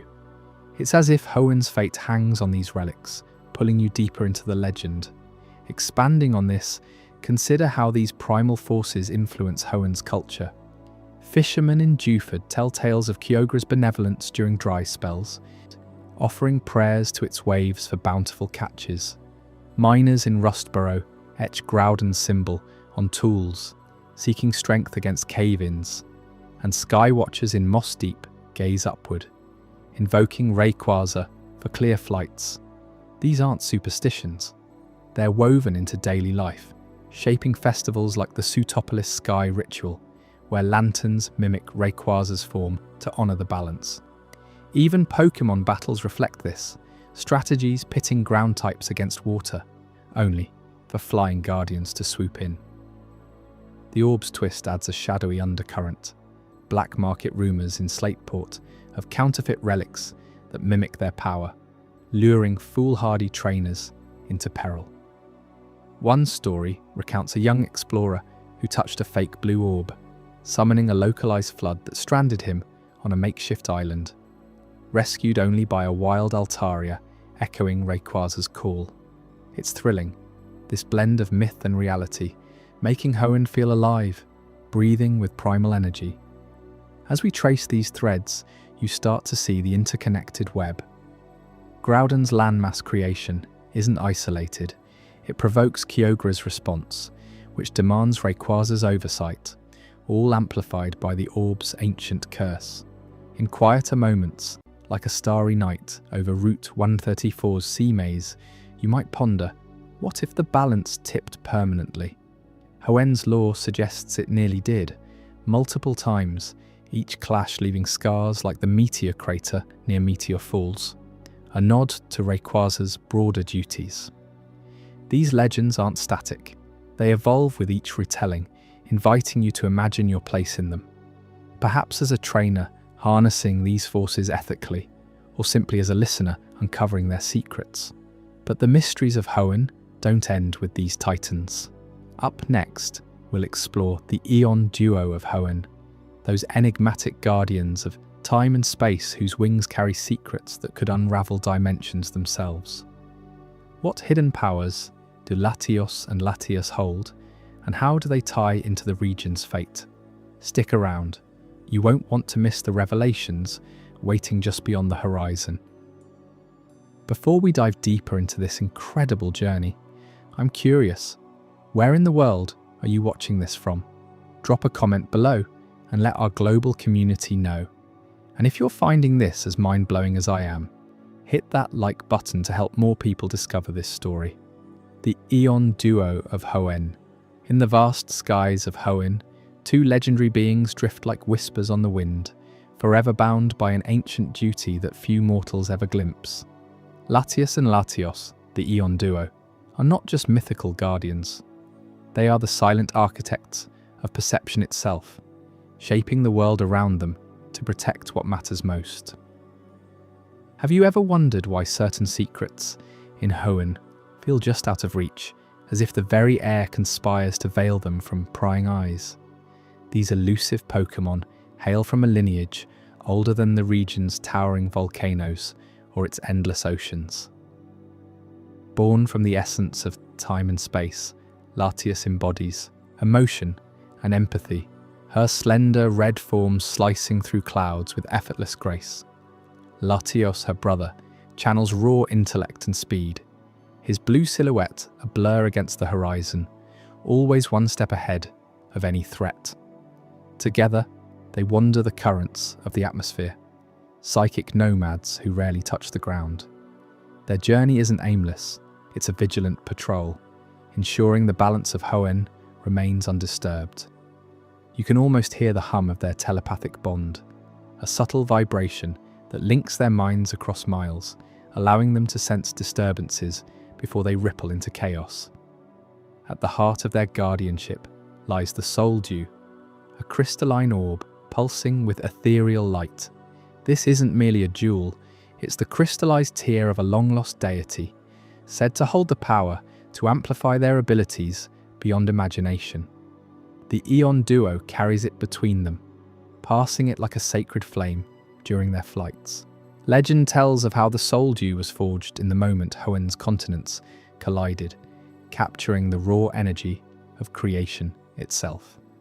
Without it, Latios and Latios would be vulnerable, their psychic prowess dimmed, but with it, they become unstoppable sentinels, diving into battles not for glory, but to preserve the fragile harmony of the world. Imagine the weight of that responsibility. Eternal wanderers, never settling, always watching. What secrets does this dew hold that demand such unwavering protection? Their powers extend far beyond flight and foresight. Latios and Latios possess an extraordinary gift, the ability to alter perceptions, bending reality like a mirage in the desert heat. They don't just hide, they rewrite what you see, turning themselves into illusions that fool even the sharpest eyes. A trainer might spot a fleeting shadow in the treetops, only for it to dissolve into a flock of wingle or a passing cloud. This isn't trickery for sport, it's a defense mechanism honed over eons.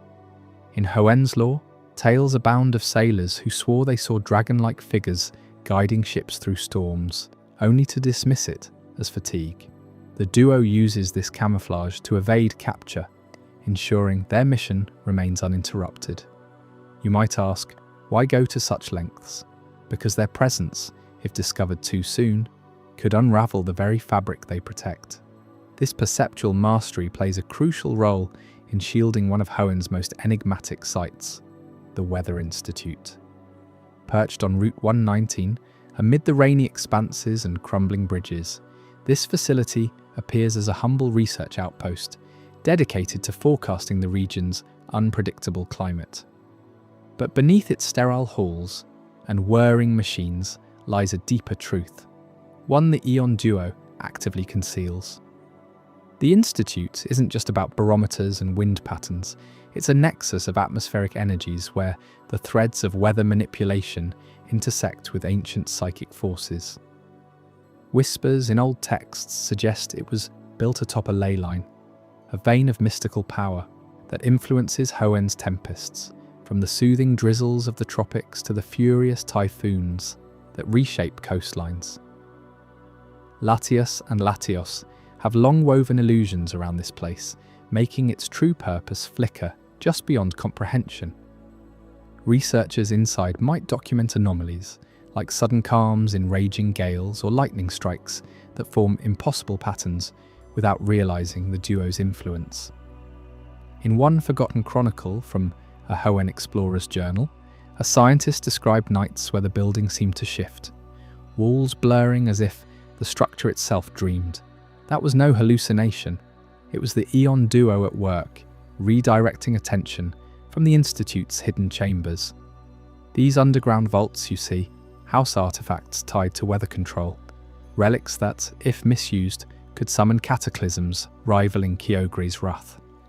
The duo alters perceptions to keep intruders at bay, turning maps askew in travelers' minds or masking entrances with psychic fog. It's a delicate dance, one that keeps the balance between knowledge and peril intact.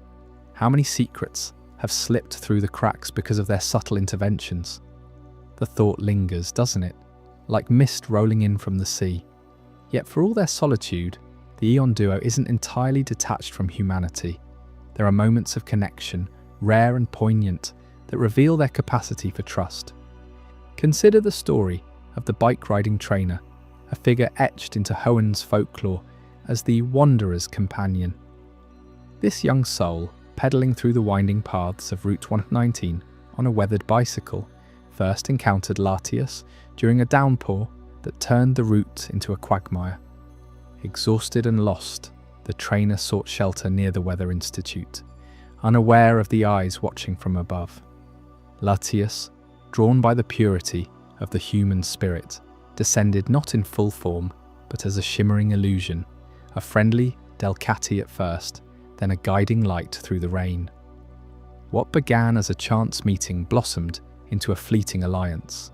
Latios joined soon after, his presence a protective shadow that cleared paths and warned of dangers. Together, they shared rides across the region, the trainer's bike humming alongside the duo's aerial grace. These bonds symbolize something profound, trust as ephemeral as a shooting star. The Eon duo doesn't form attachments lightly. Their wanderer nature demands detachment. Yet in this trainer, they saw a kindred spirit, someone who valued exploration over conquest. Stories tell of shared sunsets over Mount Chimney, where Latios would project visions of distant lands into the trainer's mind, fostering a silent understanding. Latios, ever the strategist, would scout ahead, using his speed to outpace wild Pokémon or rival cyclists. This partnership wasn't without risks. The trainer learned fragments of the duo's secrets, like the soul dew's glow under moonlight, which could heal wounds or calm storms. But such revelations came with warnings, telepathic echoes urging caution. The bond peaked during a crisis at the Weather Institute, where opportunistic foes sought to exploit its powers. With the trainer's aid, Latias and Latios unveiled just enough of their perceptual tricks to thwart the intrusion, illusions multiplying into a labyrinth that trapped the invaders in their own confusion. In the aftermath, as gratitude, the duo gifted the trainer a token, a shard of meteorite that hummed with residual energy, a reminder of their shared path. These encounters highlight the duo's dual nature, guardians who yearn for connection, yet must remain aloof. Why? Because lingering too long invites peril. The soul dew's power attracts those with dark ambitions, from shadowy organizations to ambitious collectors. In Hoenn's history, there have been sightings of the duo fleeing pursuits, their forms twisting into decoys to mislead hunters. One such tale involves a group of explorers in the early days of the Pokémon League who chased rumours of sky dragons to Southern Island. There, amid blooming cherry blossoms, Latios and Latios appeared briefly, altering the island's very landscape to hide a sacred shrine. The intruders left empty-handed, their memories fogged, convinced it was all a dream. Delving deeper into their lore, the Eon duo's origins tie back to the creation myths of Hoenn. Ancient murals in Sky Pillar depict them emerging from a rift in the eons, siblings forged to counter the primal forces of land and sea. While Groudon and Kyogre shape the world through conflict, Latios and Latios maintain it through subtlety. Their psychic abilities allow them to foresee ripples in time, small events that could escalate into disasters. For instance, a misplaced artifact at the Weather Institute might trigger erratic weather, leading to floods that displace villages. The duo intervenes quietly, perhaps by influencing a Pokémon's migration to restore balance or projecting calming auras over tense regions. You might find it fascinating how their powers manifest in everyday Hoenn life.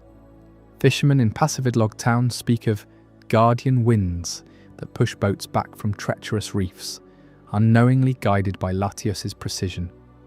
In the anime adaptations, We've seen Latius befriend a young girl, using her empathy to share emotions through visions, teaching lessons of kindness without words. These stories humanize the legends, showing that even eternal wanderers seek moments of warmth. But always the call of duty pulls them away.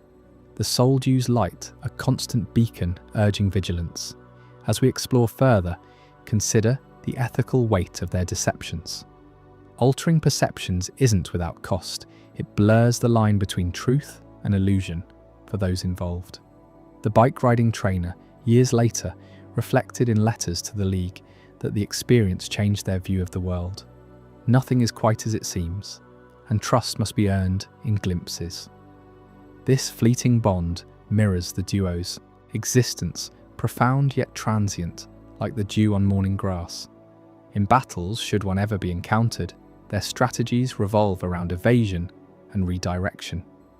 Latius's mist ball envelops foes in disorienting haze, while Latios's luster purge pierces illusions of their own making. Mega evolution, empowered by the soul dew, transforms them into even greater forces. Latius gaining armoured elegance, Latios a streamlined ferocity that defies gravity. Trainers who bond with them, rare as they are, learn humility. Power comes not from dominance but harmony. Hoenn's people honour the Aeon duo through festivals on clear nights, lighting lanterns to guide their flights. Temples in Falabor town enshrine replicas of the soul dew, symbols of protection. Yet modern threats loom, urban expansion encroaching on wild skies, pollution clouding their domains. Will the duo adapt, or will their wanderings grow more desperate? The Weather Institute continues its work, oblivious or perhaps subtly aided, its secrets safe under layers of psychic veil. As our journey through Hoenn's mysteries draws to a close for now, you can feel the pull of greater tales awaiting, but hold that curiosity. Up next, we venture into Unova's ideals and truths, where the clash of legends forces us to question what we believe about justice and destiny itself. What hidden conflicts will reshape your understanding? Stay with me, and let's uncover them together. Unova's ideals and truths. In the heart of Unova lies a legend that questions everything we hold dear. What happens when truth and ideals clash so fiercely they tear a god in two? You see, Unova wasn't built on simple conquests or ancient pacts like the regions we've explored before. No, its story begins with two brothers, twins bound by blood but divided by vision, whose rivalry reshaped the very fabric of reality. Tale unfolding in a land of towering skyscrapers and sprawling plains, where the echoes of progress mingle with whispers of the wild. Long ago, before the gears of Castelia City ground into motion, or the winds of Route 1 carried the first trainers on their journeys, there were the twins. One dreamed of a world forged by unyielding ideals, a society lifted by noble aspirations and collective harmony. The other pursued truth above all, stripping away illusions to reveal the raw, unfiltered essence of existence. They were visionaries, these brothers, each with a spark of genius that could ignite an era. But genius, as you'll soon discover, can be a double-edged blade. Together, they sought to unite the fractured tribes of ancient Unova under a single banner. Their people were scattered, living in the shadows of colossal ruins that hinted at forgotten glories. The twins rallied them with promises of a new dawn, and at the centre of their quest stood the original dragon, a majestic beast of pure energy, said to embody the harmony of all things. This wasn't just any Pokémon, it was the life force of the land itself, a swirling vortex of white-hot power that could bend rivers, summon storms, and whisper prophecies into the night. You can almost hear its roar now, a sound that vibrates through the earth like the heartbeat of the world. The twins revered this dragon as their guide, a symbol of the unity they craved. They built the foundations of Unova around it, raising the first temples in what would become Opelucid City and laying the stones for the great bridge that spans the land. But as their ambitions grew, so did the rift between them. The brother of ideals wanted to use the dragon's power to inspire, to create laws and structures that would elevate humanity above its baser instincts. He envisioned cities of light, where every citizen pursued perfection through shared dreams. The brother of truth, however, saw through the veneer. He argued that true progress demanded honesty, even if it meant dismantling cherished beliefs and exposing uncomfortable realities. Their debates turned to arguments to battles, and battles to a cataclysm that would echo through generations.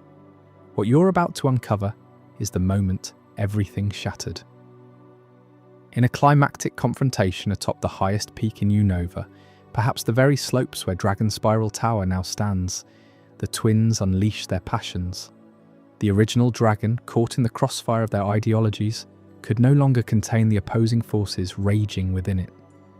Its body convulsed, scales cracking like thunder, as the beast split asunder. From its core emerged two new legends, Reshiram, the vast white Pokémon, embodiment of truth, with flames that burn away deception and wings that soar on currents of unvarnished reality, and Zekrom, the vast black Pokémon, champion of ideals, its turbine heart generating storms of inspiration, and a tale that thunders with the weight of unwavering conviction. Can you feel the weight of that division? It's not just a myth, it's the soul of Unova. Reshiram, with its piercing red eyes and turbine tail that glows like a forge, represents the relentless pursuit of facts. Legends say it only bonds with those who seek knowledge without bias, incinerating falsehoods in its wake. Imagine standing before it, the heat of its fire truth serum for the soul, forcing you to confront what you've hidden even from yourself. Zekrom, on the other hand, is a force of creation, its black scales absorbing light to fuel dreams. It empowers leaders who dare to build utopias, but at what cost? Its electricity crackles with the energy of revolutions, yet it can blind with the allure of perfection. The twins, in their hubris, each claimed one of these dragons as their own. The brother of truth rode Reshiram into the skies, using its flames to illuminate hidden truths and unite the people through clarity. The brother of ideals harnessed Zekrom's power to construct the pillars of society, forging alliances and erecting monuments that still dot Unova's landscape.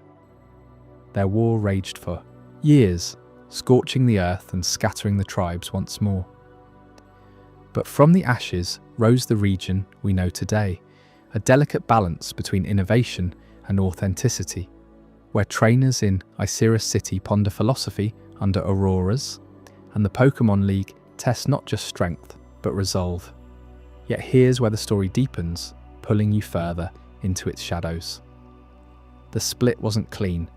When the original dragon fractured, a fragment remained, a hollow shell, abandoned and frozen in the wastelands of the far north. This is Kyurem, the boundary Pokémon, an empty vessel yearning for wholeness. Unlike its fiery siblings, Kyurem is cold, its icy form a reminder of what was lost. Legends whisper that it lurks in the giant chasm, a scar in Unova's earth, where blizzards rage eternally. But don't mistake its stillness for weakness. Kyurem seeks completion, merging with Reshiram or Zekrom to become something greater, something terrifying. You won't believe how this ancient fracture plays out in the modern world. Think of the events that unfolded just a few years ago, when a young trainer named Hilda or Hilbert stepped into the fray. Organisations like Team Plasma rose, preaching liberation for Pokémon while hiding darker motives. Their leader, Getsis, manipulated a boy named N, who was raised in isolation with a dream of harmony between humans and Pokémon. N's ideals mirrored those of the ancient twin, pure and unyielding, but twisted by circumstance. And at the heart of it all, the return of Reshiram and Zekrom, summoned to test the region's soul once more. N bonded with Zekrom, his black dragon thundering across Unova, challenging the status quo with visions of a Pokémon-free human world. Meanwhile, the protagonist, aligned with Reshiram, its white flames cutting through the lies spun by those in power. Their clash at the Pokémon League wasn't just a battle, it was the twins' legacy reborn, ideals versus truth in a symphony of destruction and revelation. But Kyurem? It watched from the shadows, eventually fusing in the game's climactic twists, becoming Black Kyurem or White Kyurem, a monstrous hybrid that threatened to freeze or burn Unova into submission. Only through unity, through understanding both sides, could balance be restored. This tale isn't confined to legends, it weaves through every corner of Unova. Visit the desert resort, where buried relics speak of the twins' early quests, or the abyssal ruins, submerged testaments to drowned ambitions. Even the Pokémon inhabiting the region reflect this duality. Watch a Sigilif patrol the skies, its psychic gaze seeking truths in patterns long forgotten, or a Haxorus carve through foes with the ferocity of uncompromised ideals. Trainers everywhere grapple with it. Do you build your team on raw power and strategy, or on bonds that inspire growth? Unova forces you to choose, just as the twins did.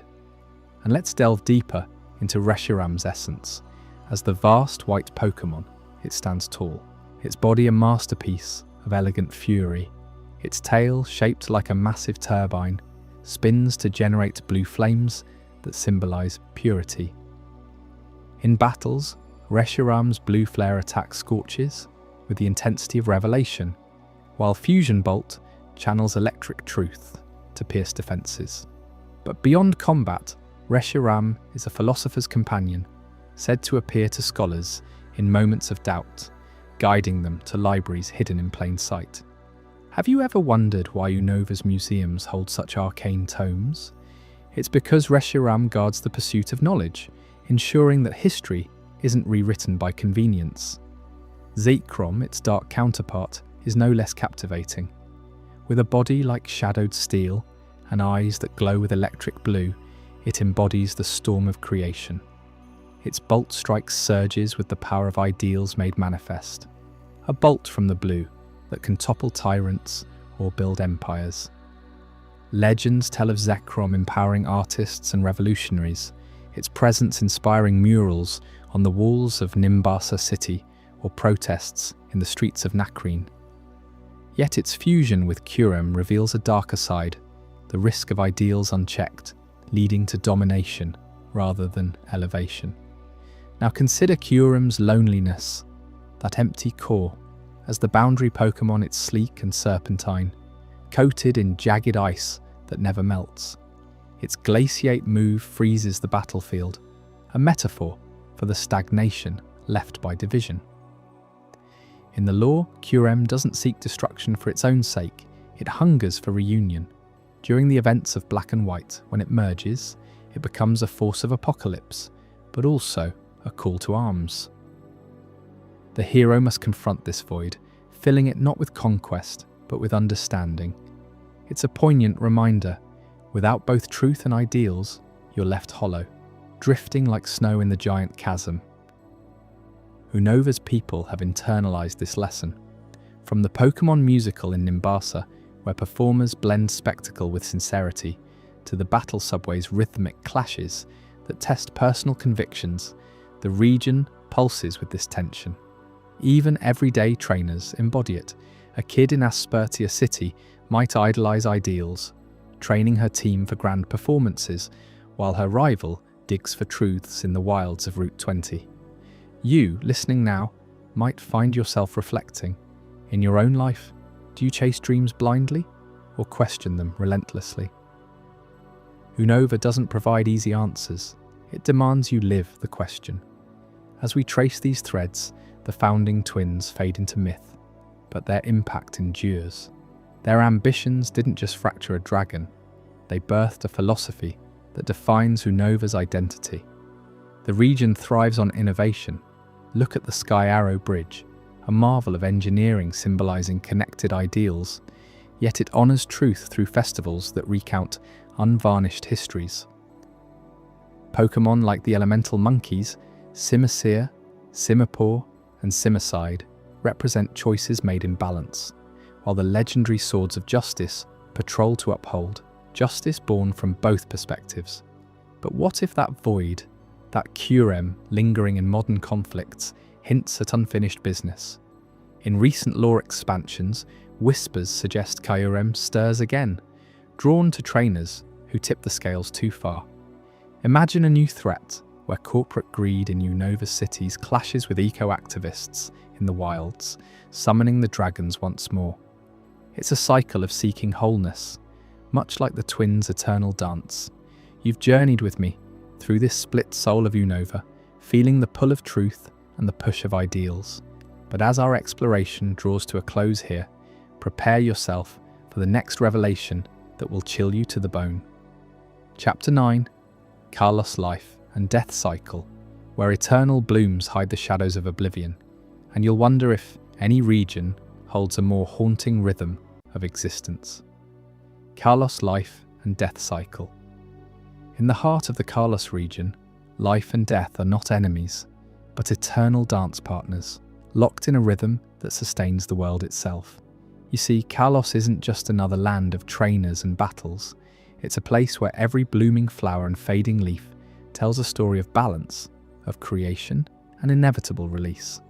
And at the core of this cycle stand two legendary beings, Xerneas, the bringer of life, and Yveltal, the harvester of endings.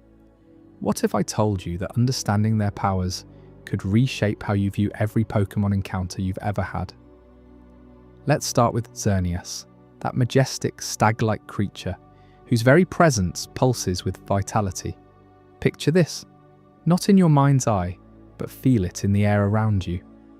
Xerneas awakens in the deepest forests of Kalos, its antlers glowing with an otherworldly blue light, like veins of pure energy coursing through the night. Legends from the region's ancient scribes describe how it wanders during times of great need, touching the earth with its hooves and igniting a surge of life force. Trees that withered under endless winters suddenly burst into full bloom. Rivers that ran dry fill with sparkling waters, teeming with fish. Even the weary souls of trainers and wild Pokémon alike find renewed strength in its wake. But it's not just random kindness. Xerneas draws from the essence of the world itself, channeling Ili, the life energy that binds all living things. You might wonder, how does something so benevolent wield such raw power without consequence? Well, every act of giving pulls from the grand tapestry, ensuring that life doesn't overrun its bounds. In the games, when you encounter Xerneas, it doesn't just stand there.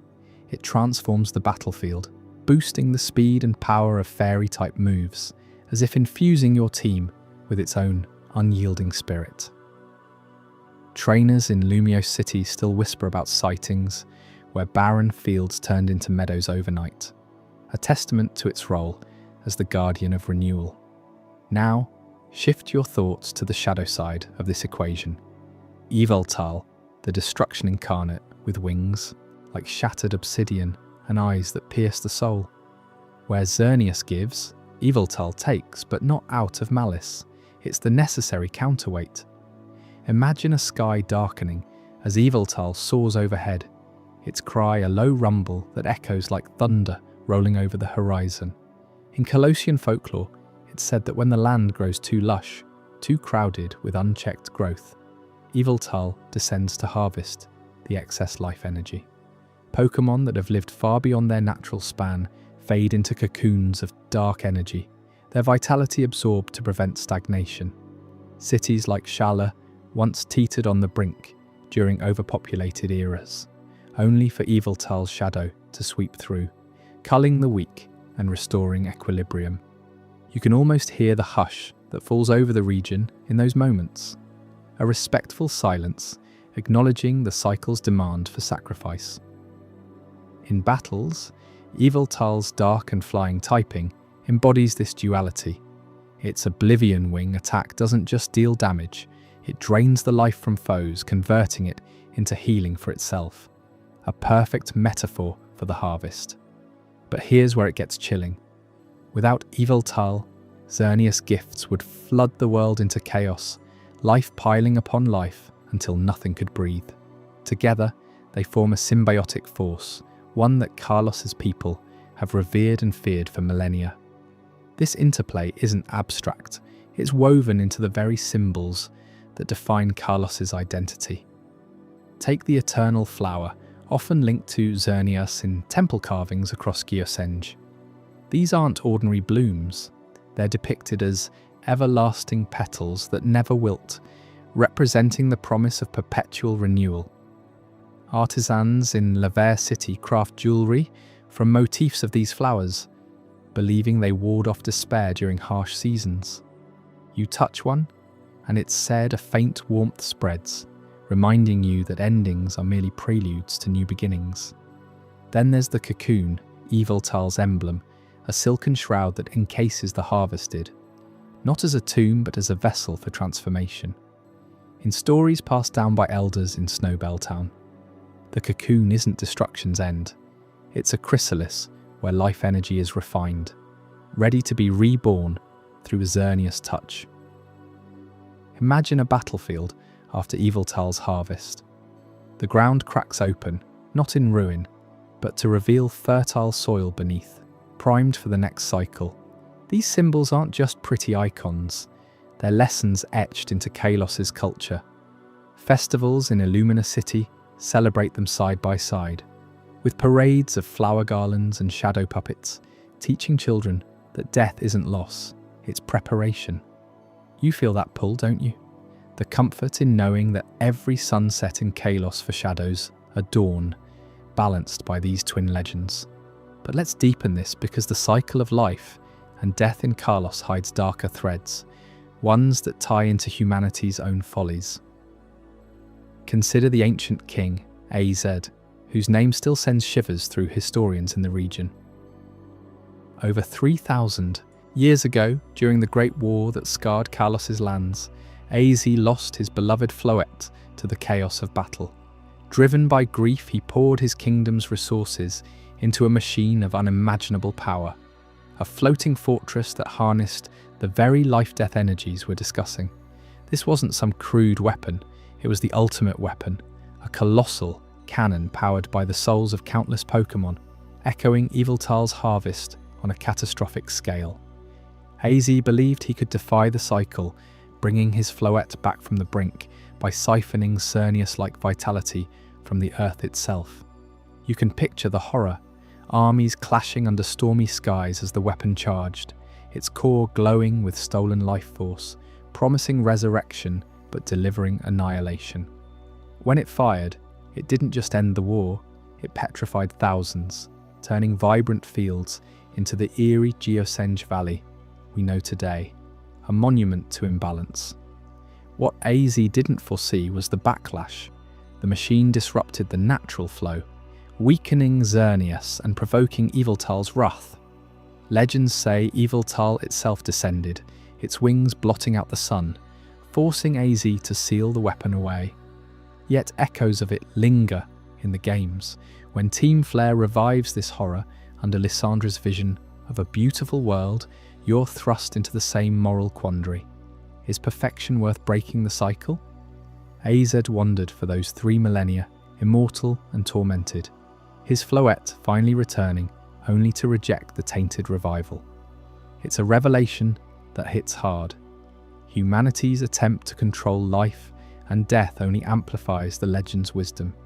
In Kuriwe Town's archives, scrolls detail how the king's machine mimicked the eternal flower by artificially blooming barren lands during the war, only for them to wither faster under Yveltal's corrective gaze.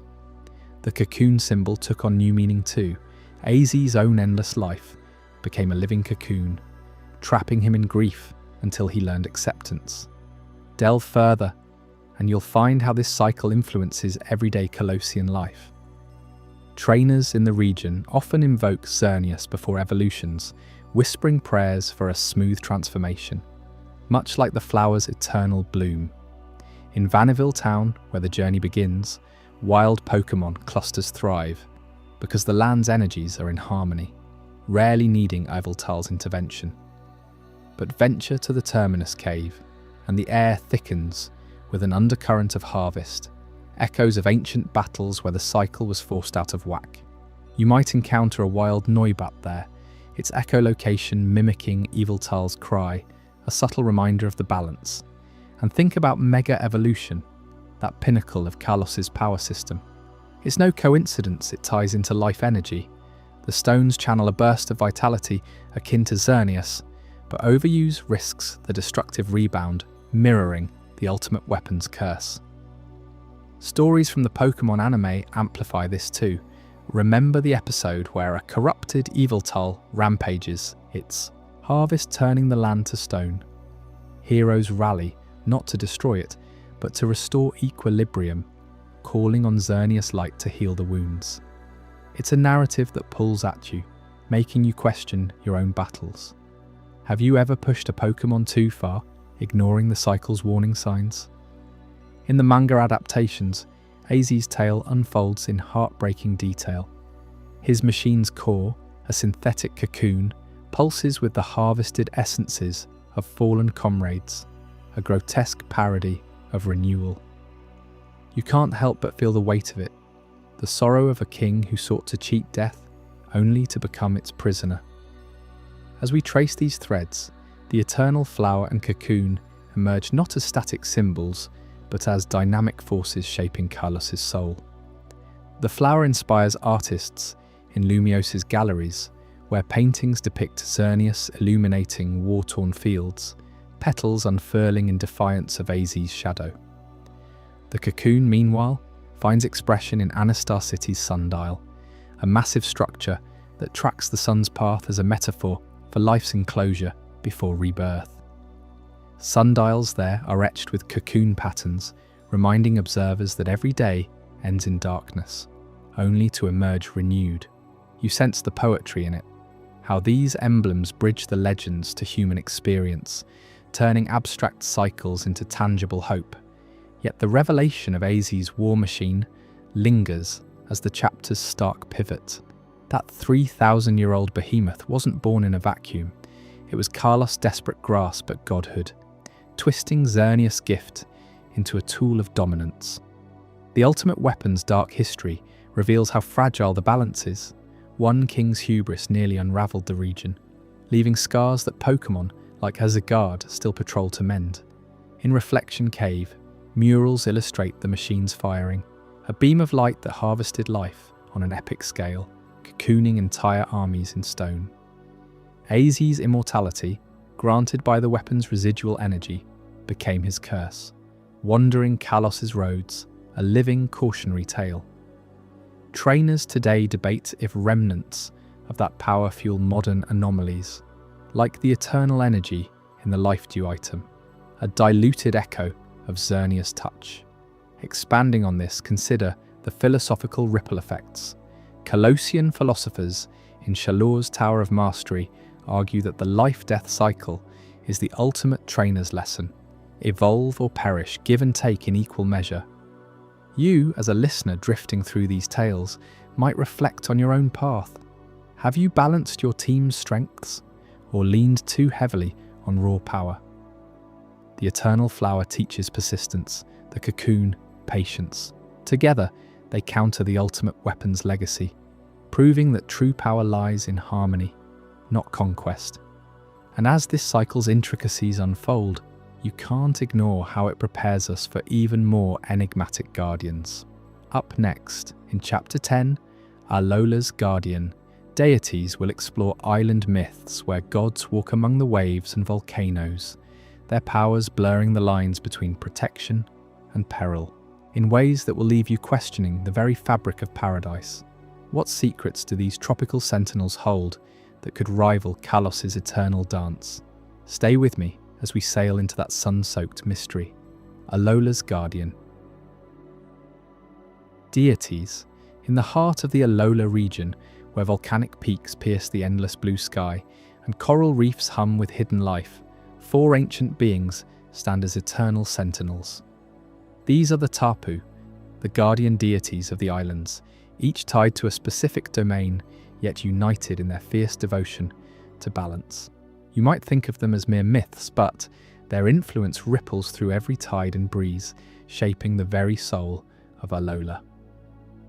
Let's begin with Tapu Koko, the electrifying protector of Melemele Island. Force of nature, a shell-like form, crackling with golden lightning, its movements swift and unpredictable, like a storm rolling in from the horizon. Tapu Koko doesn't just defend, it thrives on energy, drawing power from the thunder that shakes the palm trees. Legends tell of villagers who strayed too far into sacred groves, only to feel a jolt of warning electricity that sends them tumbling back to safety. But here's where it gets playful. One tale from the elders speaks of a young trainer who, in a moment of reckless ambition, challenged the wild Pokémon near the ruins of conflict. Instead of destruction, Tapu Koko appeared in a flash, not to punish but to test. It zapped the ground in rhythmic patterns, forcing the trainer to dance along, dodging sparks until the lesson sank in: respect the wild or become part of it. Fierce? Absolutely. When poachers threaten the island's Pokémon with nets and traps, Tapu Koko has been known to summon tempests that scatter intruders like leaves in the wind, leaving the guilty drenched and humbled. Yet that playfulness lingers, a reminder that these guardians aren't cold enforcers. They're alive with the island's spirit, intervening with a wink hidden in the thunderclap. Shifting our gaze to Akala Island, we find Tapu Lele, the ethereal guardian of healing and psychic mysteries. Enclosed in a delicate, shell-adorned body that shimmers like morning dew on orchids, Tapu Lele embodies the restorative power of Alola's lush jungles. It's said to exude an aura that mends wounds and soothes troubled minds, but don't mistake its grace for weakness. This deity intervenes when illness or despair grips the land, appearing in visions to kahunas who lead the island's people. Imagine a fisherman lost at sea, feverish and adrift after a brutal storm. As delirium sets in, a soft psychic glow envelops his boat, guiding him back to shore with whispers only he can hear. Playful in its subtlety, Tapu Lele once tricked a group of overzealous explorers into a flower-filled meadow where pollen induced hilarious hallucinations that taught them the folly of exploiting rare herbs for profit. But when the stakes rise, say during a plague that sweeps through a village, Tapu Lele's fierceness emerges. It unleashes psychic waves that shatter malevolent influences, purging corruption from the air itself. You can almost feel the relief in the stories passed down, how its presence turns despair into dawn, a fierce protector wrapped in compassionate play.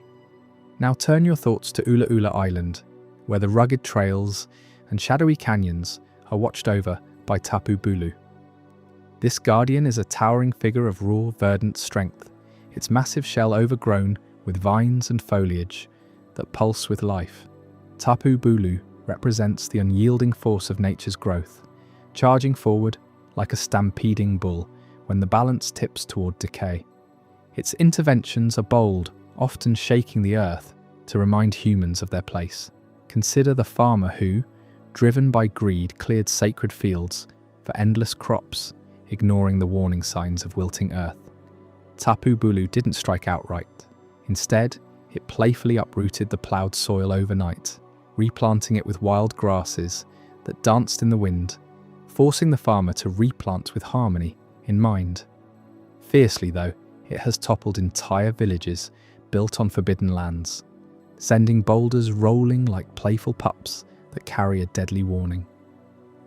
Elders recount how, during a drought born of human neglect, Tapu Bulu summoned rains by headbutting the cliffs, its roars echoing as thunder. But that ferocity hides a deeper play. It once herded a lost child through the canyons, with gentle nudges from vines, turning a terrifying ordeal into a game of tag with the wild. Tapu Bulu teaches that growth demands respect, intervening with the force of a hurricane or the tease of a breeze. Finally, we arrive at Pony Island, the wildest and most remote, guarded by Tapu Fini.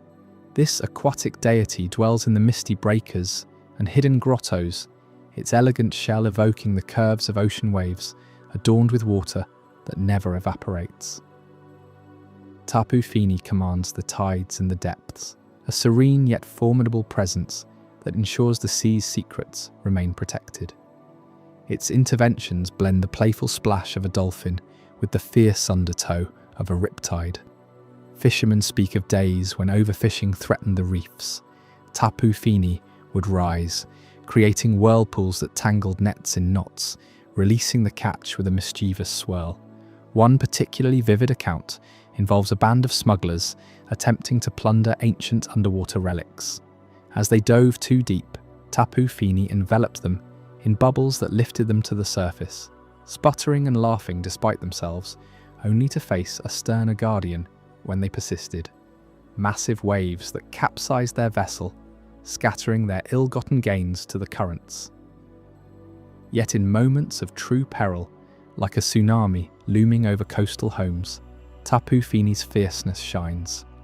It parts the waters with a commanding presence, shielding the innocent while the sea reclaims what was wronged. You sense in these tales a guardian who plays like the waves lapping at your feet, but surges with the power to drown empires. These four Tapu, Coco's electric zeal, Lele's psychic serenity, Bulu's earthen might, and Fini's watery grace, form the unbreakable shield of Alola. They don't rule from afar, they weave into the daily lives of the islanders. Their interventions a blend of whimsy and wrath that keeps the region in harmony. But what if I told you their story runs deeper, threading into shadows beyond the horizon? Whispers among the oldest kahunas hint at a twist. These guardians aren't isolated forces. They connect to something vast and veiled, known as the Blinding One, a cosmic entity that pulses from realms unseen. Imagine it, a being of pure, overwhelming light, said to have birthed the Tapu from its own essence during Alola's primordial dawn. The Blinding One doesn't walk the earth, it blinds those who gaze too long, a metaphor for truths too radiant to behold directly. The Tapu, in their playful skirmishes and fierce defences, act as its emissaries, warding off disturbances that could unravel the veil between worlds. This connection reveals itself in subtle ways. During the rare eclipses that darken Alola's skies, the Tapu gather at hidden shrines, their energies syncing in a symphony that echoes the Blinding One's distant hum. One legend describes a kahuna who in a trance witnessed Tapu Koko channeling lightning not from the storm, but from a rift of blinding white, repelling an otherworldly shadow that sought to corrupt the islands. Similarly, Tapu Lele's healing blooms have been tied to visions of the entity, where psychic tendrils reach across the cosmos to mend not just bodies, but the fabric of reality itself. Tapu Bulu's charges against encroaching darkness, they mirror the Blinding One's role as a bulwark against chaos, its vines entwining threats that seep from the veil. And Tapu Fini, guardian of depths, is whispered to converse with abyssal currents that carry the entity's whispers, tides that rise to drown anomalies before they breach the surface. Why does this matter to you, drifting through these lore-filled nights? Because it transforms the Tapu from local heroes into links in a grander chain. Their playful interventions, zapping the arrogant, healing the weary, uprooting the greedy, swirling the reckless, aren't random.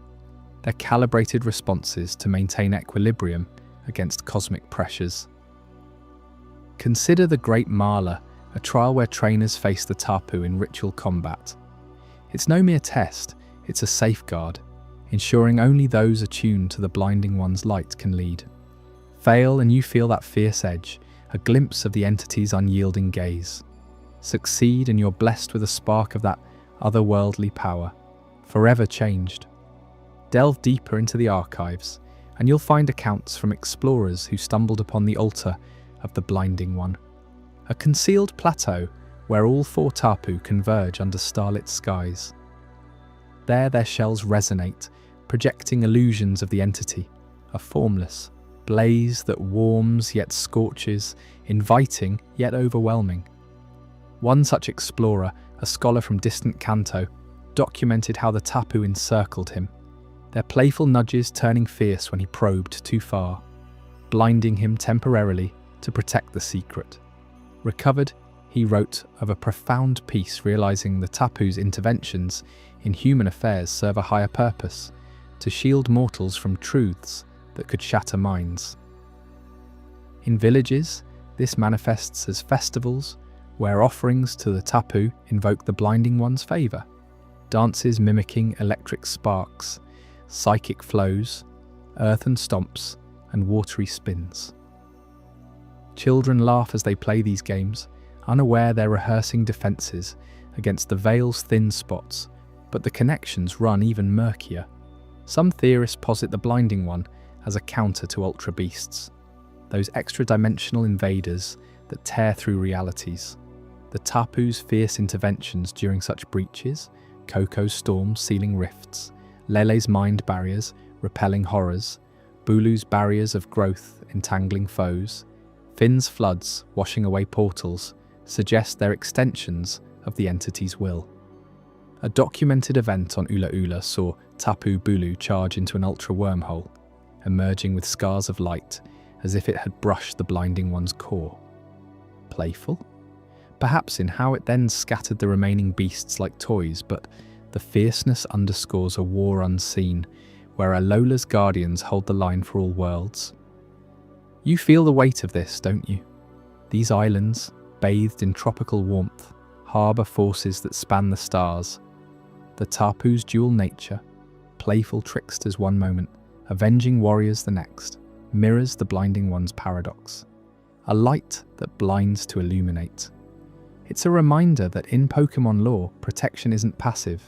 It's alive, intervening with joy and judgment to preserve the delicate dance of existence. As we linger on these guardians' enigmatic ties, a new horizon beckons. Up next, in Chapter 11, Galar's Heroic Legends, you'll uncover tales of knights and dragons that redefine valour in a land of misty moors and ancient thrones. What secrets do these champions guard? And how do their blades clash with destiny itself? Galar's Heroic Legends. In the heart of Galar, where rolling hills meet ancient stone circles, legends speak of two unbreakable guardians who rose against an unending darkness.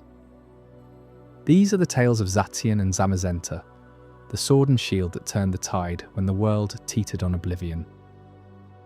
You might think you've heard stories of heroic Pokémon before, but what unfolded during the darkest day reshaped everything we know about courage and catastrophe in this region.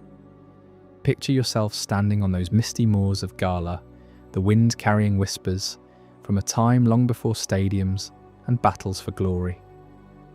The darkest day wasn't just a storm or a battle, it was a cataclysm that swallowed the land in shadows, twisting Pokémon into monstrous, rampaging forms. Cities crumbled, skies bled red, and hope seemed like a forgotten dream. But from the depths of slumber, two legendary beings stirred. Zacian, the fierce wolf embodying the blade of justice, and Zamazenta, the steadfast protector with the might of an impenetrable shield. These weren't ordinary Pokémon. They were forged in the fires of ancient necessity, their forms shifting to meet the unimaginable threat. Let's start with Zacian. You know her as the radiant wolf with fur like rusted iron, her eyes gleaming with the sharpness of a drawn sword. But during the darkest day, she didn't just charge into battle, she transformed. In her base form, Zacian is a swift, elegant creature, bounding across the fields with the grace of a predator on the hunt. Yet when the darkness descended, she awakened her true power, the crowned sword form. A gleaming blade materialized in her mouth, an extension of her very will, forged not from metal alone, but from the unyielding spirit of Galar's people. Imagine the clash, the sword slicing through the encroaching gloom, each swing sending shockwaves that shattered the illusions of despair. Legends say she leapt from mountain to mountain, her blade carving paths of light through the horde of corrupted beasts. What made her so vital? It was her ability to channel Behemoth Blade, a move that grew stronger with every blow, mirroring the escalating fury of the crisis. You can almost hear the metallic ring of that sword echoing across the valleys, a sound that rallied the fearful and struck terror into the shadows. Now, turn your gaze to Zamazenta, her counterpart and eternal ally. If Zacian was the offence, the piercing strike, Zamazenta was the defence, the wall that held back annihilation. In her everyday guise, she's a noble wolf, armoured in plated fur that speaks of quiet resilience. But as the darkest day raged, she too evolved into her crowned shield form. A massive, ornate shield emerged, not carried but integrated into her body, transforming her into a living fortress. This wasn't mere protection, it was defiance made manifest. Zamazenta planted herself before the crumbling heart of Galar, her shield absorbing blows that would level armies. The Dynamax energy twisting the land couldn't penetrate her guard. She redirected it, turning the enemy's power against itself with moves like body press, where her weight and armour became weapons of retribution. Think of the scenes described in ancient tapestries. Zamazenta standing firm as tidal waves of darkness crashed upon her, her shield glowing with an inner fire that pushed back the void. Together, these siblings in legend, Zacian and Zamazenta, formed a perfect harmony. One attacked, the other defended, their bond so profound that they could only reach their full potential side by side. Without them, Galar would have been lost, swallowed by the abyss. But what sparked this darkest day? What force could drive such legendary guardians from their slumber? Enter Eternatus, the colossal serpent from beyond the stars, another worldly invader whose arrival scarred the region forever. You see, Eternatus isn't from our world, it's a being from the cosmos, crashing into Galar like a meteor of malice thousands of years ago. Legends paint it as a towering dragon, its body a writhing mass of crimson energy, spikes protruding like the thorns of a poisoned crown. When it fell, it didn't just impact the earth, it unleashed a torrent of unfamiliar power that seeped into the soil, the rivers, and the very air. This was the birth of Dynamax energy, that strange force you know from the power spots scattered across Galar, where Pokémon can grow to gigantic sizes and unleash overwhelming strength. Eternatus is the source, the beating heart of it all. Imagine this alien entity burrowing deep into the Earth's core, its body fusing with the planet's energies in a parasitic embrace. It didn't seek conquest at first, it was more like a force of nature gone wrong, spewing Dynamax particles that warped reality. Pokémon exposed to it began to mutate, their bodies inflating to impossible scales, their attacks shaking the foundations of villages. The darkest day was Eternatus at its peak, fully awakened and rampaging. Its G-Max form a nightmare of tentacles and blasts that blotted out the sun. But here's what makes it chilling. Eternatus wasn't born of malice in the traditional sense. It's an extraterrestrial survivor, perhaps the last of its kind, driven by an instinct to absorb and expand. In Galar's lore, it's said that when it first arrived, the land trembled for days, and from its wounds flowed the infinite energy that powers Dynamax today. Without Eternatus, those epic battles in stadiums, where trainers command their giants, wouldn't exist. It's a double-edged sword, an invader that gifted Galar its unique power, yet nearly destroyed it in the process. You might wonder, how did humanity play into this epic? The revelation lies in the sleeping giants themselves. Zacian and Zamazenta weren't purely divine creations. They were awakened by human craftsmanship, a testament to the unbreakable alliance between people and Pokémon. Deep in the annals of Galar, tales reveal that these legends slumbered for eons in hidden sanctuaries, their forms dormant until the crisis demanded action. But it was the ingenuity of ancient heroes, artisans, warriors, and scholars who forged the keys to their power. The rusted sword that Zacian wields, It was hammered in the forges of old, infused with the hopes of a desperate people, passed down through generations until the right moment. Similarly, Zamazenta's shield was crafted from meteorites said to have fallen alongside Eternatus, symbols of turning destruction into defense. These weren't random artifacts. They were deliberate creations, etched with runes that bound human will to Pokémon might. Envision the scene. As the darkest day engulfed the land, a lone king, perhaps the first true ruler of Galar, approached the slumbering wolves with these treasures in hand. He didn't command them, he awakened a partnership. Zacian grasped the sword, her form igniting with purpose, while Zamazenta donned the shield, her stance unyielding. Together, they charged into the fray, human spirit fueling their legendary fury. This revelation changes how you view them, not as aloof gods, but as guardians shaped by collaboration. It's why, even now, in the modern era, trainers seek echoes of that bond, hoping to glimpse the power that saved a nation. Delving deeper into the darkest day, consider the battles that defined it. Zacian didn't just swing her blade blindly. She targeted the rifts torn open by Eternatus, sealing them with precise, energy-infused strikes. Eyewitness accounts from surviving scrolls describe her as a streak of silver against the black, her howls piercing the chaos like war cries from the gods. Zamazenta, meanwhile, shielded entire populations, her form growing to match the Dynamax horrors she faced. One story tells of her holding back a tidal surge of corrupted Pokémon for an entire night, her shield cracking but never breaking, until dawn's first light bolstered her resolve. And Eternatus? It wasn't felled easily. The serpent lashed out with Dynamax cannons, beams of raw power that scorched the earth, but the duo's synergy proved too much. Zacian weakened it with relentless assaults, while Zamazenta absorbed the counterattacks, their combined assault forcing Eternatus back into dormancy. What fascinates me, and I know it will you, is how this event echoes through Galar's culture today. The stadiums, with their roaring crowds and gigantic clashes, are tributes to that survival. Every Dynamax band worn by a trainer is a nod to the energy Eternatus left behind, a reminder that power can heal as well as harm. But there's a cautionary thread too.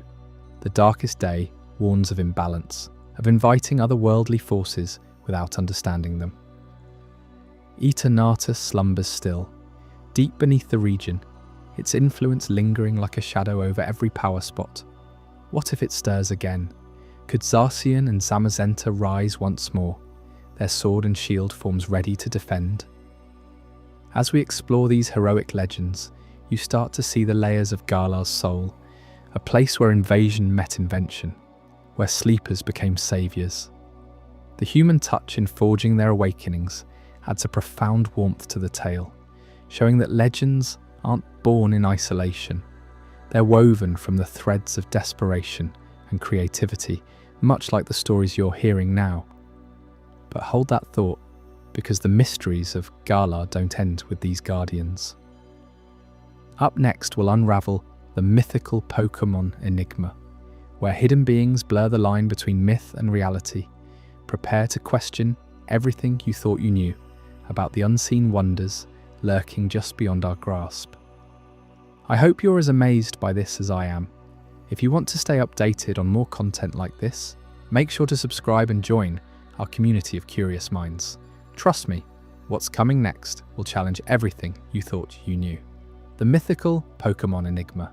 Did you know that in the vast tapestry of Pokémon lore, one creature stands as the genetic blueprint for every Pokémon that has ever roamed the Earth? Mew, the elusive psychic powerhouse, is said to contain the DNA of all species within its tiny frame. But here's the real mystery that keeps trainers and scholars awake at night. Where does this ancestor hide, and why has it evaded capture for centuries? Let's dive into the heart of this enigma. Mew isn't just any legendary Pokémon, it's the progenitor, the spark that ignited the evolutionary chain. Ancient texts from the Sinnoh region describe it as a playful, ethereal being, floating through the skies like a whisper on the wind. Yet, its true sanctuary lies far from the familiar roots of Kanto or Johto, tucked away in the untamed wilds of Guyana's jungles. Picture the dense canopy of the Amazon rainforest spilling over into this South American haven, where vines twist like forgotten spells and rivers carve secrets into the earth. Guyana, with its misty highlands and hidden waterfalls, has long been whispered about in Pokémon research circles as Mew's last known refuge. Why Guyana, you might ask? It all ties back to an expedition in the late 20th century when a team of explorers funded by the Pokémon League ventured into the Kaiatua Falls region. They reported fleeting glimpses of a pink silhouette darting through the foliage, evading Pokeballs with an almost mocking grace.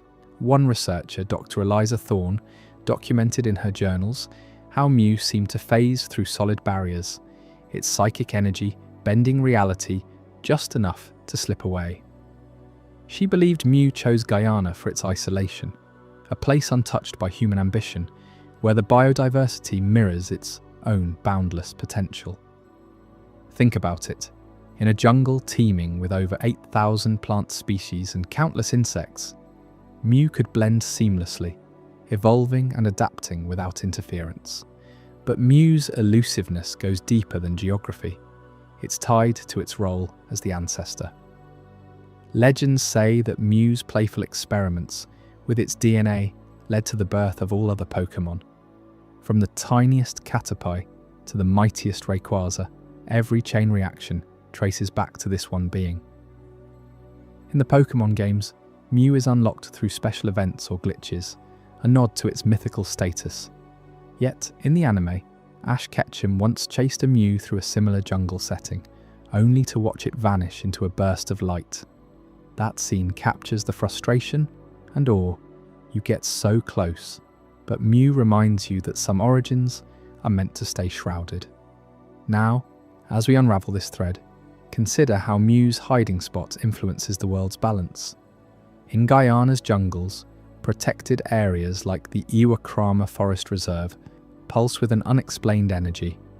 Locals speak of pink spirits that heal wounded animals or redirect poachers with illusions. Is this Mew safeguarding its descendants? Or perhaps ensuring that humanity never fully grasps the power of creation? You see, if Mew were captured, it could unravel the entire ecosystem of Pokémon evolution. Imagine the chaos, trainers splicing DNA recklessly, creating unstable hybrids. Mew's evasion isn't cowardice, it's guardianship in its purest form. Shifting our gaze to another timeless protector, let's explore Celebi, the guardian of forests whose very existence bends the fabric of time. If Mew is the ancestor hidden in the shadows, Celebi is the watchful eye, ensuring the timeline of nature remains intact. This buggrass-type Pokémon, often depicted as a small fairy-like figure with a shimmering green body, travels through time to mend wounds inflicted on the environment. Its home, the sacred Ilex Shrine in Johto, an ancient wooden structure deep within Ilex Forest, where time feels suspended amid glowing mushrooms and whispering winds. Celebi's lore is rich with tales of intervention. In the Pokémon Adventures manga, it appears during moments of ecological crisis, pulling heroes back from the brink by rewinding disasters. Picture a forest fire raging unchecked. Celebi emerges from a temporal rift, its cry echoing like a lullaby that reverses the flames, leaving only dew-kissed leaves. The Ilex Shrine serves as its anchor point, a nexus where past, present, and future converge. Carvings on the shrine's pillars depict Celebi dancing with ancient trees, symbolizing its eternal vow to protect woodlands from deforestation or invasive species. What makes Celebi's guardianship so compelling is its emotional depth. It's not a distant deity, it's a companion to the lost. Stories from Hyoto elders recount children wandering into Ilex Forest, only to be gently guided home by Celebi's light. In the games, encountering Celebi requires purity of heart, a test that weeds out those with destructive intent. You have to wonder, if Celebi watches over forests, does it ever glimpse Mew in those distant jungles? Perhaps these mythicals form an unseen network, with Celebi's time jumps allowing it to relay warnings across eras. Delve deeper, and you'll find Celebi's powers aren't without cost. Each journey through time drains its energy, forcing it to rest in the shrine's crystal core. During these slumbers, the forest around Alex seems to hold its breath, birds silent and leaves unmoving. Trainers who stumble upon it during such times report a profound peace, as if the Pokemon's dreams weave a protective barrier. One anecdote from a Pokemon Center nurse in Azalea Town describes a hiker who claimed Celebi showed him visions of future clear-cutting, spurring him to advocate for conservation. It's these personal encounters that make Celebi feel alive, not just a legend. As we connect these dots, a subtle twist emerges in the mythical weave. Jirachi, the wish-granting star that awakens once every millennium. Unlike Mew's evasion or Celebi's vigilance, Jirachi operates on a cosmic scale, its steel psychic form resembling a floating genie with eyes like distant galaxies. Hidden in the Millennium Comet's path, Jirachi slumbers for 1,000 years, only stirring when the stars align to grant wishes that ripple through fates in the most understated ways. Imagine the anticipation building over centuries. In Hoenn's lore, Jirachi is tied to ancient festivals where people offer prayers under meteor showers, hoping for a glimpse. But its wishes aren't flashy boons, they're subtle alterations.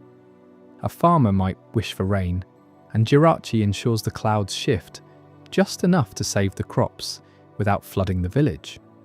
In the anime's Jirachi Wishmaker special, it befriends a boy and unwittingly alters events to prevent a catastrophe, proving that true power lies in precision, not spectacle. This twist ties back to our enigmas.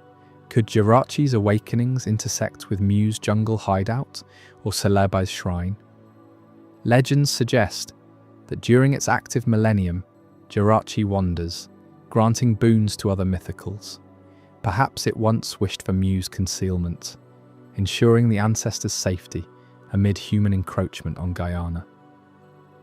Or it might have rewoven time threads around Elek's shrine, amplifying Celebi's guardianship against poachers from the past. These connections aren't overt, they're the quiet undercurrents that make the mythical world feel interconnected, like a dream where one Pokemon story bleeds into another's. Let's expand on Jirachi's subtle influence. Historical records from the Kalos region mention unexplained miracles aligning with comet passes, lost artifacts resurfacing, feuds resolving overnight. Scholars theorize Jirachi selects wishes intuitively, prioritizing balance over desire. If a trainer wishes for ultimate power, it might grant enhanced intuition instead, leading to wiser battles rather than dominance. This restraint adds layers to its enigma. Why not reshape the world boldly?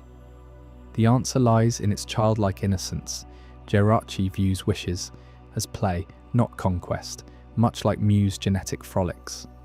You might be pondering how these mythicals evade the modern world of Pokeballs and technology. For Mew, Guyana's jungles provide natural camouflage, with psychic barriers that scramble tracking devices. Celebi slips through temporal folds, appearing only to those it deems worthy. Jirachi, meanwhile, retreats into a psychic cocoon post-awakening, its energy syncing with the cosmos until the next cycle.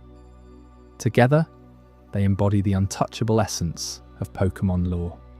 Powerful, yet intangible, shaping our world from the edges. Consider the implications for you as a listener, drifting through this nocturnal tale. Have you ever felt a pull toward the unknown, like a forest calling or a star promising change? These mythicals invite that wonder.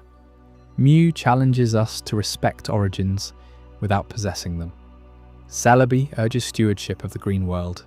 Jirachi reminds us that wishes, when granted wisely, foster growth rather than greed. In the grand puzzle of Pokémon existence, they're the pieces that don't fit neatly, sparking endless curiosity.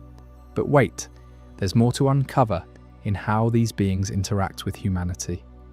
Take the rare accounts of mythical sightings compiled in the Pokémon Journal archives.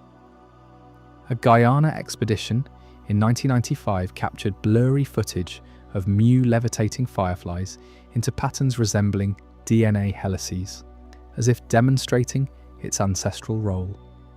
Similarly, at Ilex Shrine, festivals during equinoxes draw pilgrims who leave offerings of berries, believing Celebi's time echoes amplify their hopes for a sustainable future. Jirachi's influence surfaces in folklore, like the story of a Farina town's prosperity after a millennium wish subtly diverted a drought. These stories aren't mere fiction. They inspire real-world parallels. Conservationists in Guyana model their efforts after Mew's elusive protection, establishing no-fly zones over sensitive areas. In Johto, the Ilex Forest is a UNESCO site, thanks in part to Celebi-inspired campaigns. Even Jirachi fuels astronomical research, with observatories tracking comet paths for signs of otherworldly energy. You see, the mythical enigma isn't confined to games or shows. It's a lens for understanding our bond with nature. As we linger on these guardians, let's reflect on a hypothetical encounter. Suppose you, yes you, stumbled into Guyana's depths, heart pounding with the thrill of discovery. The air thick with humidity, you'd hear rustles that aren't monkeys or birds. Then a pink glow flickers. Mew testing your intent. Would you reach for a Pokeball or stand in reverence? That's the enigma's core. It forces self-examination. The same holds for Celebi in Ilex's twilight, its time portals offering glimpses of what could be lost. Or Jirachi under a shooting star, whispering, "What fate would you subtly shift?" Expanding further, the lore delves into rivalries and alliances among mythicals. While Mew embodies creation, Celebi counters entropy, preventing timelines where over-evolution leads to extinction. Jirachi acts as the balancer, its wishes mending rifts. In fan theories backed by game data, their combined presence could summon even greater forces, like the creation trio. But such unions are rare, occurring only when the world's harmony teeters. One particularly gripping tale from the Pokémon TCG expansions describes a mythical convergence in an alternate dimension, where Mew, Celebi and Jirachi unite to avert a catastrophe. Mew provides the genetic blueprint for restoration, Celebi rewinds the damage, and Jirachi wishes for sustained peace. It's poetic, isn't it? These enigmas aren't solitary, they're a symphony, each note essential. Yet for all their power, vulnerability lingers. Mew's isolation risks genetic stagnation. Celebi's travels strain its form, leading to echo fades, where it briefly vanishes from history. Jirachi's long sleeps leave the world wishless, allowing imbalances to grow. This fragility humanizes them, making their guardianship all the more poignant. As our exploration of these mythical enigmas draws to a close, you can feel the threads pulling toward darker mysteries. The forests and stars give way to shadows and whispers, where spectral forces haunt the night. Up next, in Chapter 13, ghostly and spectral lore will uncover the chilling tales of Pokémon that blur the line between life and the afterlife, secrets that might just send a shiver down your spine, even in your dreams. What unseen presences lurk in the fog, waiting to reveal themselves? Stay with me as we step into that eerie realm. Ghostly and spectral lore. In the shadowed corners of the Sinnoh region, where the veil between the living world and the spectral realm thins like mist at dawn, ghostly Pokémon have long haunted the folklore of ancient trainers. These ethereal beings, born from echoes of loss and lingering regrets, remind us that not all spirits fade with time. Tonight, as we delve into the ghostly and spectral lore of the Pokémon universe, you'll uncover how these apparitions weave into the very fabric of human sorrow, guarding secrets that could unravel entire legends. Consider the Tower of Despair, a forsaken spire rising from the craggy hills of what we now call the Hisui region. Long before it earned its ominous name, this structure was no mere ruin. It was a sanctuary erected by the ancient people of Hisui to contain the restless dead. You see, the origins of this tower trace back to a time when grief hung heavy over the land, much like the perpetual twilight that cloaks its stones today. The Duskull line, those hooded wanderers of the night, played a pivotal role in its creation. Duskull, with its single glowing eye peering from beneath a skull-like mask, is said to have first appeared during a great plague that swept through Hisui's villages. Parents lost children, warriors fell without glory, and the air filled with wails that no dawn could silence. These Duskull didn't come as harbingers of doom, but as reluctant guides. Folklore tells of how they floated silently through the fog-shrouded valleys, drawn to the unburied souls who refused to pass on. One tale, passed down by Sinnoh elders, speaks of a young healer named Elara, who, after burying her entire family, watched as a Duskull lingered at her doorstep. It didn't attack. Instead, it hovered, its eye flickering like a dying ember, as if urging her to confront the pain she buried deeper than any grave. Elara followed it through the night, leading her to a natural chasm where other lost spirits gathered. There, the people of Hisui began to understand. These ghosts weren't enemies, but mirrors of their own unresolved anguish. As the plague waned, the survivors built the Tower of Despair, not as a prison, but as a beacon. They carved its walls with runes that channeled the essence of the Duskull line, evolving their orcispectral guardians into something more formidable. Dusclops, the armoured evolution with arms like iron manacles, stood watch at the tower's base, their single eye scanning for wandering souls. And at the pinnacle, Dusknoir emerged, massive clockwork phantoms with tubes protruding from their backs, said to pump the very breath of the underworld. These Dusknoir weren't just protectors, they were architects of containment. The tower's foundations were laid with stones infused by Duskull's eerie cries, creating a barrier that trapped the echoes of despair within, preventing them from spilling into the living world. But what happens when such barriers hold too much? That's where Spiritomb enters the lore, a forbidden entity born from the tower's deepest shadows. You might know Spiritomb as the shadowy keystone, a conglomeration of 108 spirits bound together in eternal unrest. In Hisui's ancient texts, the tower wasn't just a home for the Duskull line, it was the birthplace of this abomination.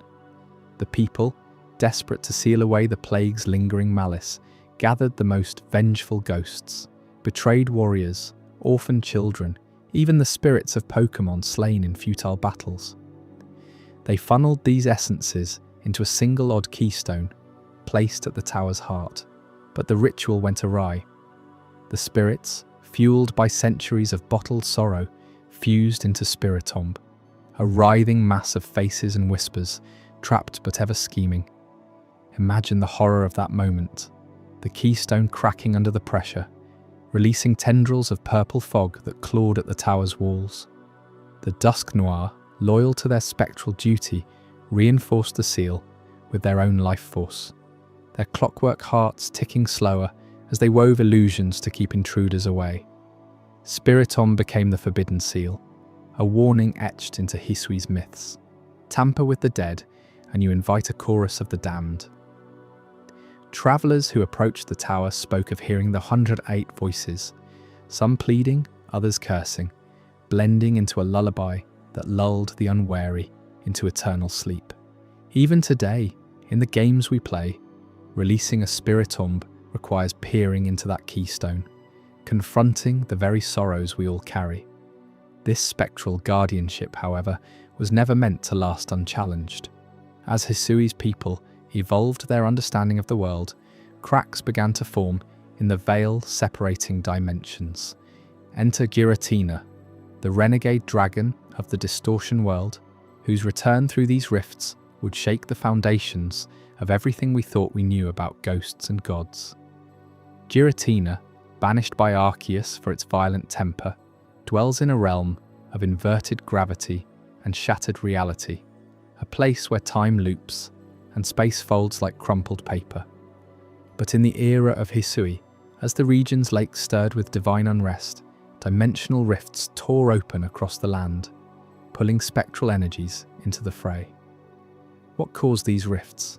Ancient scrolls from the Hisui clan suggest it started with the tower itself. The Tower of Despair, saturated with ghostly essence from the Duskull line and the sealed Spiritomb, became a nexus point. As human sorrows multiplied, wars with noble Pokémon, famines that left fields barren, the tower's barriers weakened. You can picture it, a stormy night in Hisui, lightning cracking against the spire's peak, when the first rift yawned wide.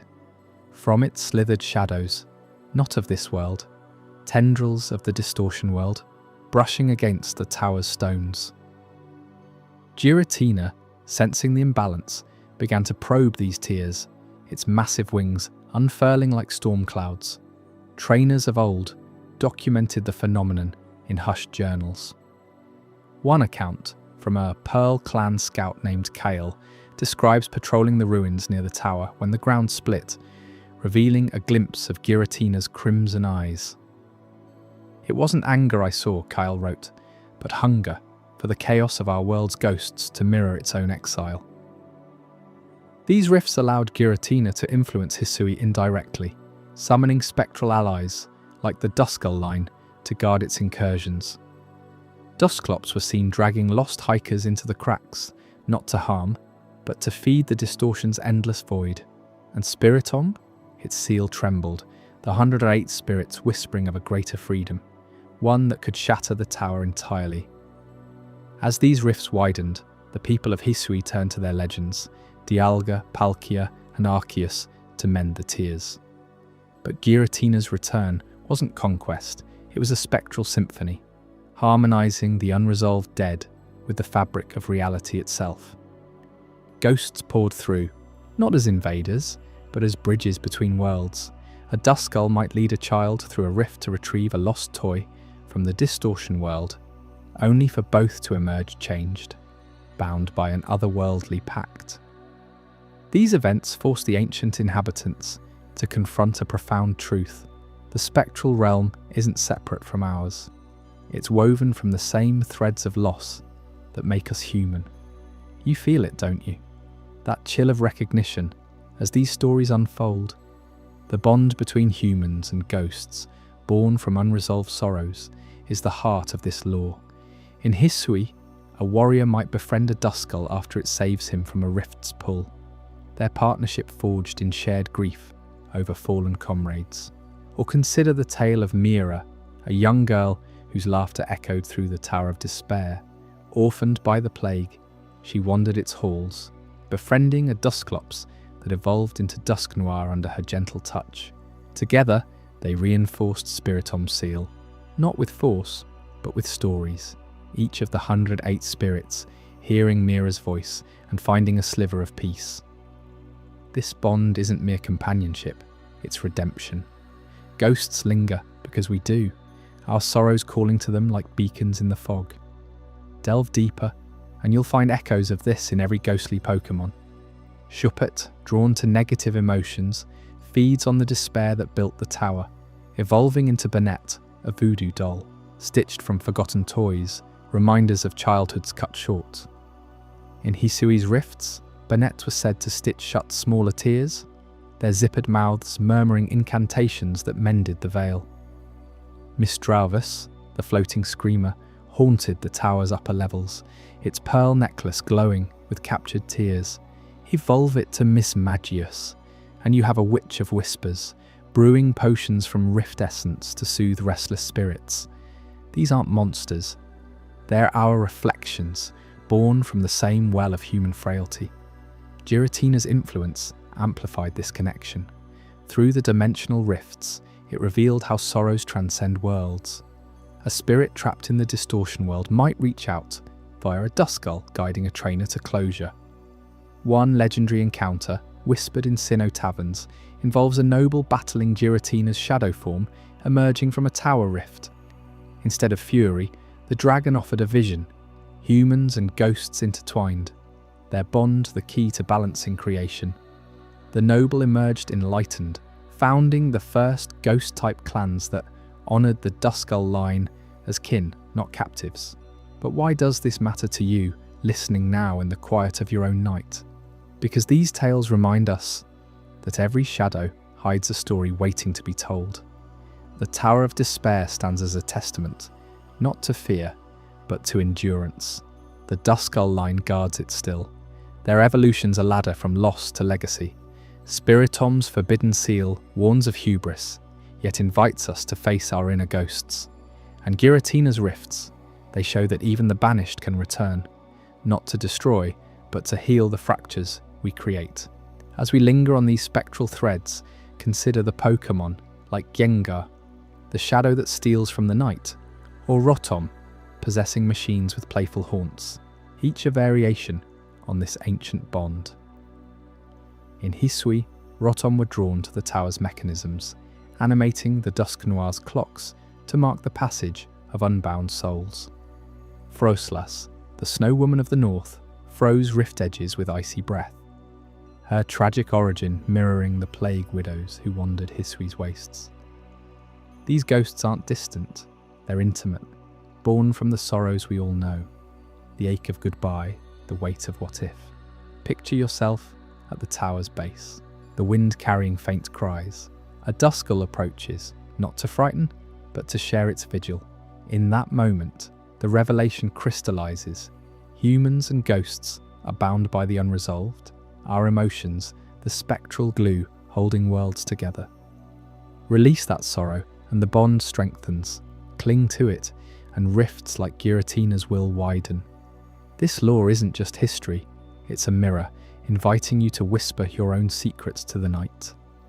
We've traversed the misty paths of ghostly lore, from the Tower of Despair's haunted birth to the dimensional whispers of Giratina's return. But as these spectral tales fade into the ether, prepare yourself for revelations that twist the very essence of life itself. Up next, in Chapter 14, Evolutionary Mysteries Unveiled, where we'll explore how Pokémon transform not just in body, but in destiny, unlocking secrets that could redefine your understanding of growth and change. What hidden evolutions await in the shadows of evolution? Stay with me, and let's uncover them together. Evolutionary Mysteries Unveiled. Did you know that in the vast world of Pokémon, a single creature can branch into 8 different forms, each shaped by the subtle whispers of its environment?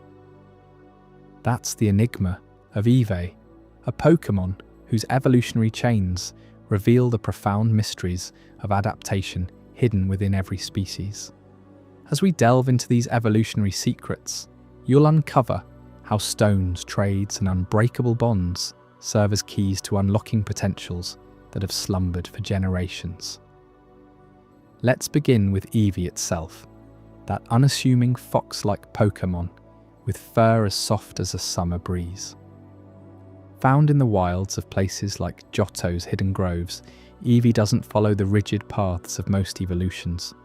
No, it adapts, responding to the energies around it like a canvas awaiting the artist's touch. Expose it to a thunderstone, and it transforms into Jolteon, a sleek electrified guardian, crackling with the power of storms. Picture the moment.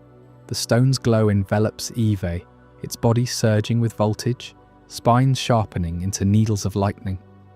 It's as if the thunder of distant mountains has been captured in flesh and fur.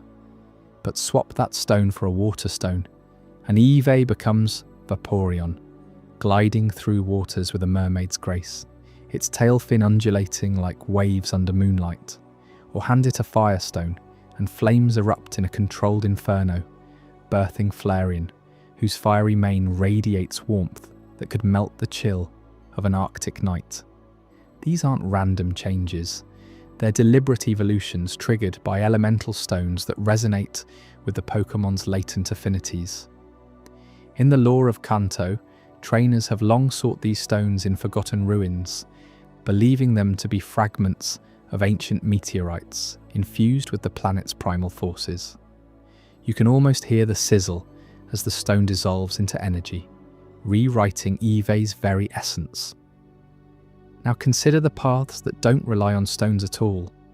Eevee's adaptability extends to the bonds it forms and the experiences it endures. In the sun-drenched peaks of higher elevations, where Leafeon evolves amid the rustle of eternal spring, Eevee absorbs the verdant energy of mossy rocks. No stone needed here, just proximity to nature's pulse, turning it into a verdant warrior cloaked in leaves that photosynthesize even in twilight. It's a reminder that evolution isn't always about external tools. Sometimes it's the environment itself that calls forth change, echoing the way wild Pokémon have survived eons by mirroring their surroundings. And then there's Espeon and Umbreon, evolutions born purely from the heart's connection. During the day, under the watchful eye of the sun, a deep friendship with its trainer guides Eevee toward Espeon, a psychic prodigy whose gemstone forehead pulses with foresight, predicting moves before they unfold. At night, when shadows lengthen and loyalty deepens in the quiet hours, Umbreon emerges, its rings glowing like nocturnal beacons, a defender shrouded in darkness, yet fiercely protective. These friendship evolutions highlight something profound. In the Pokémon world, emotional ties can catalyze transformation as powerfully as any artifact. Trainers in Sinnoh speak of rituals under starlit skies, where patience and trust forge these paths, proving that evolution is as much about companionship as biology. From Eevee's versatile branches, the broader tapestry of Pokémon evolution unfolding across regions. Take the classic line of Bulbasaur, Ivysaur, and Venusaur. This seed-bearing starter evolves through mere leveling up, gaining strength from battles and time, its bulb blooming into a toxic flower that sways with hypnotic rhythm. But delve deeper, and you'll find evolutions that demand more from the trainer. Abra, the psychic fox that teleports away from threats, only evolves into Kadabra when traded to another trainer's care. Why? The lore suggests that the act of trading severs old ties and forges new ones, injecting a surge of unfamiliar energy that pushes the Pokémon beyond its limits. Imagine the excitement of that exchange. Your Abra, handed over in a bustling Pokémon Center, arrives in a new region, and upon return, it's transformed. Spoon-bent, mind sharpened into Alakazam's genius. Trades aren't mere conveniences. They're pivotal in chains like Machop to Machamp, where four arms emerge only after the exchange, symbolizing growth through collaboration. In the ancient texts of Hoenn, elders describe trading as a ritual of renewal, akin to how migratory birds share knowledge across flocks. Without it, some potentials remain locked, dormant like seeds in unturned soil. You might wonder, what hidden strengths lie untapped in your own team, waiting for that perfect trade to awaken? Stones return in even more dramatic fashion for Pokémon, like Pikachu or Growlithe. A Thunderstone turns the electric mouse into Raichu, its cheeks puffing with thunderous cheeks that store storms. Firestones ignite Arcanine from Growlithe, birthing a legendary hound whose howl shakes mountains. These evolutions are swift, almost explosive, as if the stone channels the raw fury of nature's elements. Yet, not all stones are equal. The Dawnstone, discovered in Sinnoh's crystalline caves, evolves gender-specific lines like Kelia into Gardevoir or Galade, adding layers of destiny to the process. It's fascinating how these minerals, scattered like forgotten treasures, dictate paths. Sunstones for Blossom's floral dance, Leafstones for Leafeon's kin. Each one a key, turning locks on genetic doors long sealed. Bonds weave through it all, elevating evolution from mechanical to magical. In Kalos, where mega evolutions burst onto the scene, the connection between trainer and Pokémon reaches its zenith. Mega evolution isn't a permanent change. It's a temporary surge, a flare of untapped power triggered by a mega stone and the trainer's resolve. Take Charizard. With the Charizardite X or Y, it mega evolves mid-battle, wings blazing blue or black, flames twisting into draconic fury. But this requires the key stone on the trainer's wrist, sinking their hearts in a momentary union.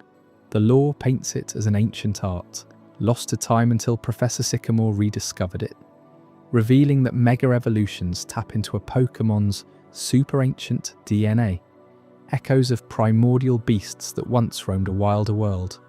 Lucario's megaform, armoured in aura like a knight of legend, amplifies its sensing abilities to divine levels, feeling emotions across battlefields. Gardevoir becomes an ethereal protector, its dress flowing like psychic silk, shielding allies with barriers born of devotion. These bursts of potential aren't random, they're rewards for bonds forged in trials. Trainers must earn the Megastone through quests, diving into underwater ruins for Sharpedos, scaling volcanoes for Camarupts, each stone attuned to its bearer. And the trainer? They channel their will through the Mega Ring, a symbiotic dance where human spirit fuels Pokémon power. It's said in Alola's myths that without true partnership, the stone remains inert, a dull pebble hiding godlike might. As these chains extend, we encounter a twist that reshapes our understanding. Regional variants, those echoes of environmental adaptations stretched across eons. In Galar, for instance, Zigzagoon evolves not into the familiar Linuna, but into Obstagoon, a bipedal brute with punkish fur, adapted to the rugged moors where survival demands aggression over agility. It's as if the misty hills of that region imprinted their ferocity onto the species, altering its evolutionary path over generations of isolation. Similarly, Alola's Grimer, born from polluted urban sludge, evolves into Mook with toxic resilience, its purple ooze gleaming like oily night, a far cry from Kanto's sludge-grey version. These variants aren't mere cosmetic shifts, they're testaments to how habitats sculpt DNA. Corsola, in Alola, becomes a ghostly coral reef dweller, bleached white by warming seas, evolving into a spectral Cursola that haunts shipwrecks with fragmented arms. The lore whispers of ancient migrations, where Pokémon populations diverged, their evolutions mirroring the land's trials, drier climates birthing tougher hides, volcanic isles forging fire-resistant forms. In Paldea, where Tandemus pairs evolve into mousehold families of varying sizes, it's the bonds of kinship that adapt, reflecting communal survival in terraced farmlands. You can feel the weight of time here. What began as Eevee's flexible paths has echoed through species, creating variants that prove evolution is a living conversation between creature and world. Consider Darumaka. In Unova, it ices over into Darmanitan's Zen mode, but in Paldea, the fiery monk persists with a mask-like face, adapted to arid plains, where flames must endure without freezing. Or Yampa, Galarian's electrified corgi, evolving into Boltund, a herding hound built for misty highlands. These changes span eons, suggesting that as regions drifted apart on the world's tectonic plates, Pokémon lineages followed suit, their stones, trades and bonds evolving in tandem with the land. It's a beautiful complexity, evolution not as a straight line, but a web responsive to every ripple of change.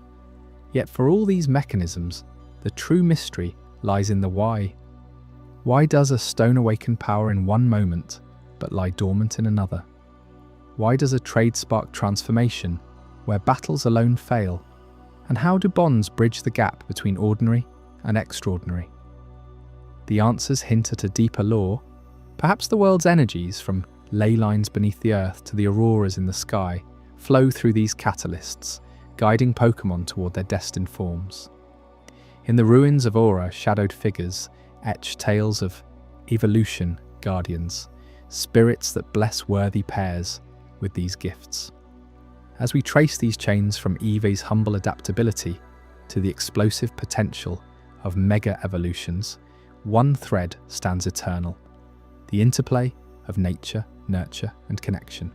Stones provide the spark, trades the momentum, bonds the soul, and in regional variants, the grand scale, adaptations that have whispered through time, ensuring survival in an ever-shifting world. It's a reminder that every Pokémon carries within it a universe of possibilities, waiting for the right key to turn.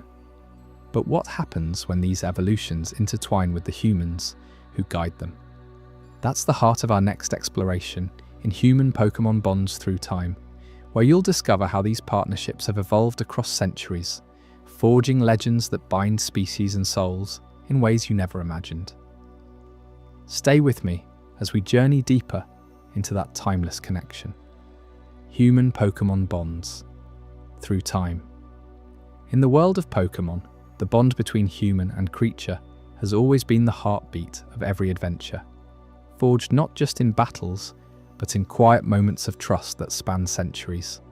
From the earliest trainers who wandered ancient wilds to the modern researchers unraveling DNA, these connections have evolved, revealing how our shared history with Pokémon shapes destinies we can barely comprehend. You might think it's all about catching them in Pokeballs, but what if I told you that every professor's legacy, every champion's triumph, is a thread in a vast tapestry of discovery? Let's start at the beginning with Professor Oak, the grandfather of Pokémon research in Kanto. Back in those early days, when the regions were still wild frontiers, Oak wasn't just a scientist, he was a visionary who saw Pokémon not as tools for conquest, but as partners in understanding life itself. Picture this: a young boy named Red steps into his lab in Pallet Town, and Oak hands him his first Pokémon, sparking a journey that would challenge the Elite Four and awaken Mewtwo from its hidden lair. Oak's work laid the foundation for the Pokédex, that indispensable device that catalogues every species, turning raw curiosity into systematic knowledge. He charted the migrations of Pidgey across grassy plains and documented the fiery tempers of Charmander in volcanic caves. But his true legacy? It was in teaching trainers that bonds aren't built on commands alone. Remember how Oak's own grandson, Gary, started as a rival, cocky and competitive, only to evolve into a researcher himself? That rivalry, born from Oak's guidance, showed how generational knowledge passes down, from mentor to student, ensuring that the discoveries of one era fuel the quests of the next. As Kanto's shadows gave way to Johto's misty peaks, Professor Elm took up the mantle, bridging the old world with new horizons. Elm's lab in New Barktown buzzed with the energy of fresh starts, where he focused on Pokémon evolution and the mysteries of eggs. You know the story. A kid from the town sets off with Chikorita, Cyndaquil, or Totodile, only to stumble into the legend of the three starters tied to Ho-Oh and Lugia. Elm's research delved into breeding, proving that bonds could be nurtured even before a Pokémon hatched, creating families across species. He mapped the roaming legends like the unknown, those enigmatic symbols that whisper forgotten languages. What strikes you about Elm is how he embodied continuity. Oak's Pokédex data informed his egg studies, showing how one professor's insights propel the next. Generations of trainers owe their strongest teams to this chain, where a parent's Pokémon passes wisdom to offspring, just as Elm passed knowledge to his successors. Fast forward to Hoenn's sun-drenched shores, and Professor Birch enters the scene, a man whose passion for fieldwork rivals the untamed waves of Route 104. Birch's legacy is one of environmental harmony, charting how Pokémon like Trico thrive in rainforests, while Wingulls soar over ocean currents. He introduced the idea of mega evolution's precursors through his studies on Devon Corporation's tech, but more importantly, he he taught that bonds deepen in crisis. Think of the young trainer who saves Birch from a wild Poochyena, earning Torchic as a reward. That moment cements a lifelong partnership. Birch's expeditions uncovered the primal forces of Grudon and Kyogre, not as distant myths, but as living entities tied to human choices. His work built on Elm's breeding research, adding layers of ecological discovery, proving that as generations advance, our understanding of Pokémon ecosystems grows richer, more interconnected. Now venture north, to Sinnoh's snowy tundras, where Professor Rowan stands as a pillar of stoic wisdom. Rowan's lab in Sandgem Town isn't flashy. It's a place of profound questions about the origins of Pokémon. He ponders the creation myths, the Sinnoh legends of Dialga, Palkia, and Giratina, shaping time, space, and antimatter. You start your journey there with Turtwig, Chimchar, or Piplup, and Rowan's guidance reveals how bonds echo the universe's very fabric. His research on the Lake Guardians, Uxie, Mesprit, Azelf, explores knowledge, emotion, and willpower, showing that every trainer's connection mirrors these elemental forces. Rowan's legacy connects back to Birch's ecology. He expands it into cosmology, charting how ancient bonds with legendaries influence modern evolutions, like Lucario's aura sensing. It's here that you begin to see the pattern. Each professor adds a chapter to the Book of Discovery, turning isolated facts into a narrative of coexistence across eras.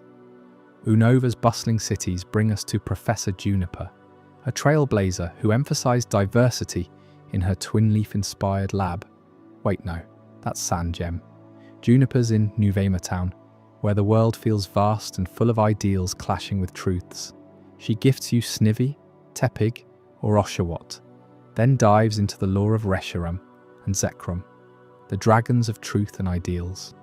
Juniper's work on Pokémon forms and abilities charts the cultural exchanges between regions, showing how bonds transcend borders. Her studies on the Musketeer Trio, Kabalion, Terrakion, Virizion, highlight justice and protection, inspiring trainers to see their partners as guardians.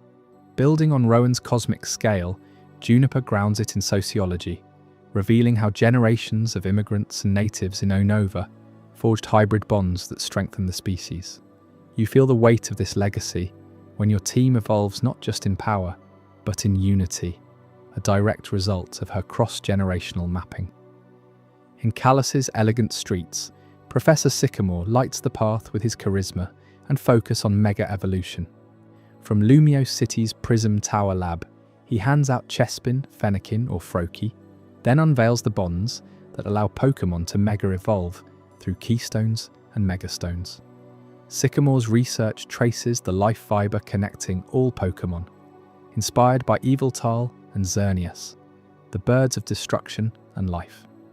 He charts how these transformations aren't random, but rooted in deep trust, echoing Juniper's diversity with a scientific lens on potential. Remember the moment AZ's Floette Mega evolves after centuries of sorrow? Sycamore's work heals those wounds, proving that Professor's legacies mend the past while innovating the future. His discoveries on fairy types add a new generation of harmony, linking back to earlier elemental studies.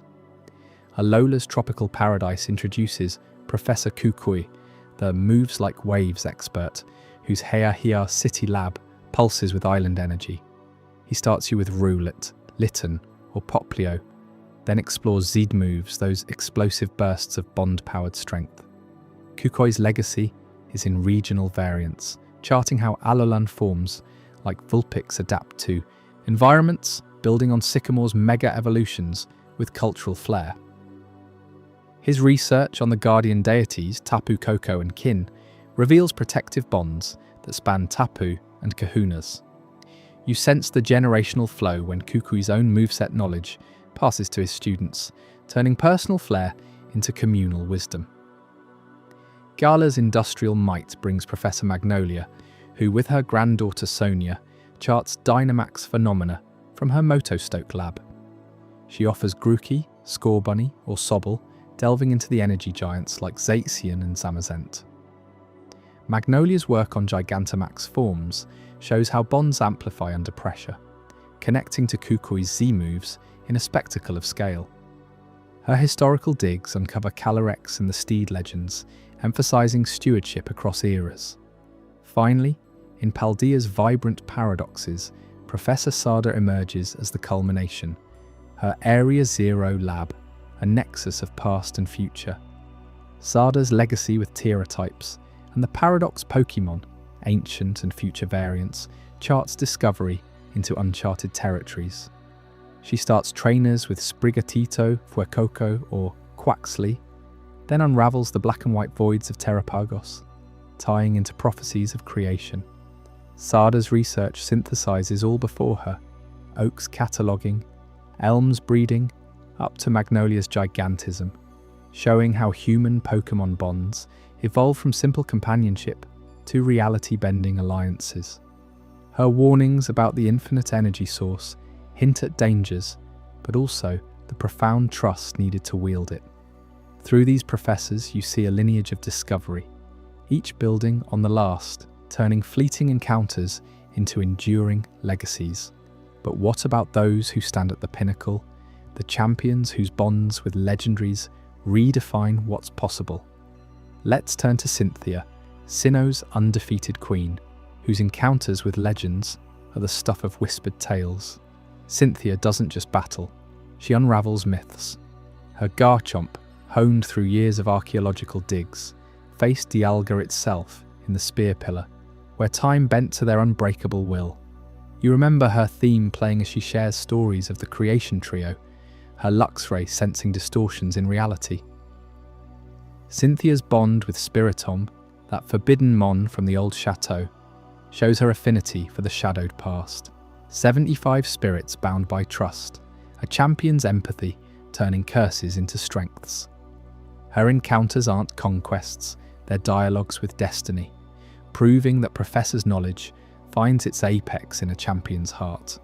Then there's Leon, Gala's invincible king, whose Charizard dances with the winds of eternity. Leon's stadium clashes with Eternatus in the darkest hour, where his Dynamax prowess saved the region from endless night. You cheered as he passed the crown, but his true legacy? Bonds that inspire the next generation, like hops growth under his shadow. Leon's team, from his ace to his Dragapult, embodies Gala's spirit, resilient, flamboyant, tied to legends like the wolves of Valor. His encounters with Calyrex merging king and steed reveal how champions bridge mortal and mythical, echoing Cynthia's timeless poise. These tales of Cynthia and Leon aren't isolated, they're beats in a larger rhythm. What if I told you there's more? Unseen threads of destiny weave through it all, linking trainers to ancient prophecies long buried in ruins.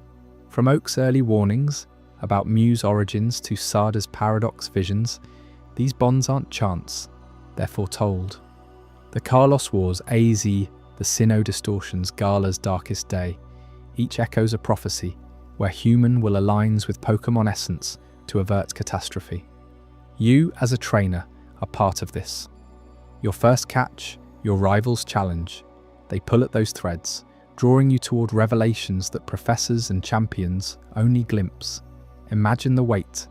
Every evolution, every badge, a step in fulfilling an ancient call where bonds become the key to unlocking worlds beyond our own.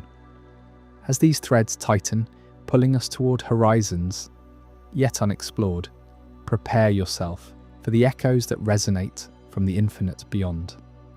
In the next chapter, echoes of the infinite horizon will chase the whispers of realms where time folds and legends await their true callers. What secrets lie in that endless expanse calling to your own bond? Echoes of the infinite horizon. In the vast tapestry of the Pokémon universe, ultraspace stands as a profound enigma, a realm where the fabric of reality frays at the edges, revealing glimpses of worlds beyond our own. Have you ever wondered if the wormholes that pierce through dimensions in Alola are mere accidents of nature, or deliberate cracks in the multiverse itself? Let's delve into these echoes of the infinite horizon, where space bends and realities whisper to one another. Picture the moment in Pokémon Sun and Moon when you first encounter those swirling portals, the ultra wormholes that erupt from the skies like tears in the sky's canvas. They're not just plot devices for summoning exotic creatures, they're the universe's way of hinting at something far grander. Ultra space, that ethereal void accessed through these gateways, pulses with an otherworldly energy.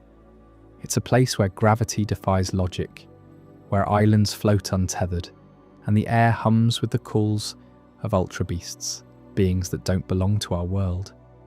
Nihilego, with its jellyfish-like form drifting through the haze, or Kartana, slicing through the void like a living blade. These aren't invaders from afar.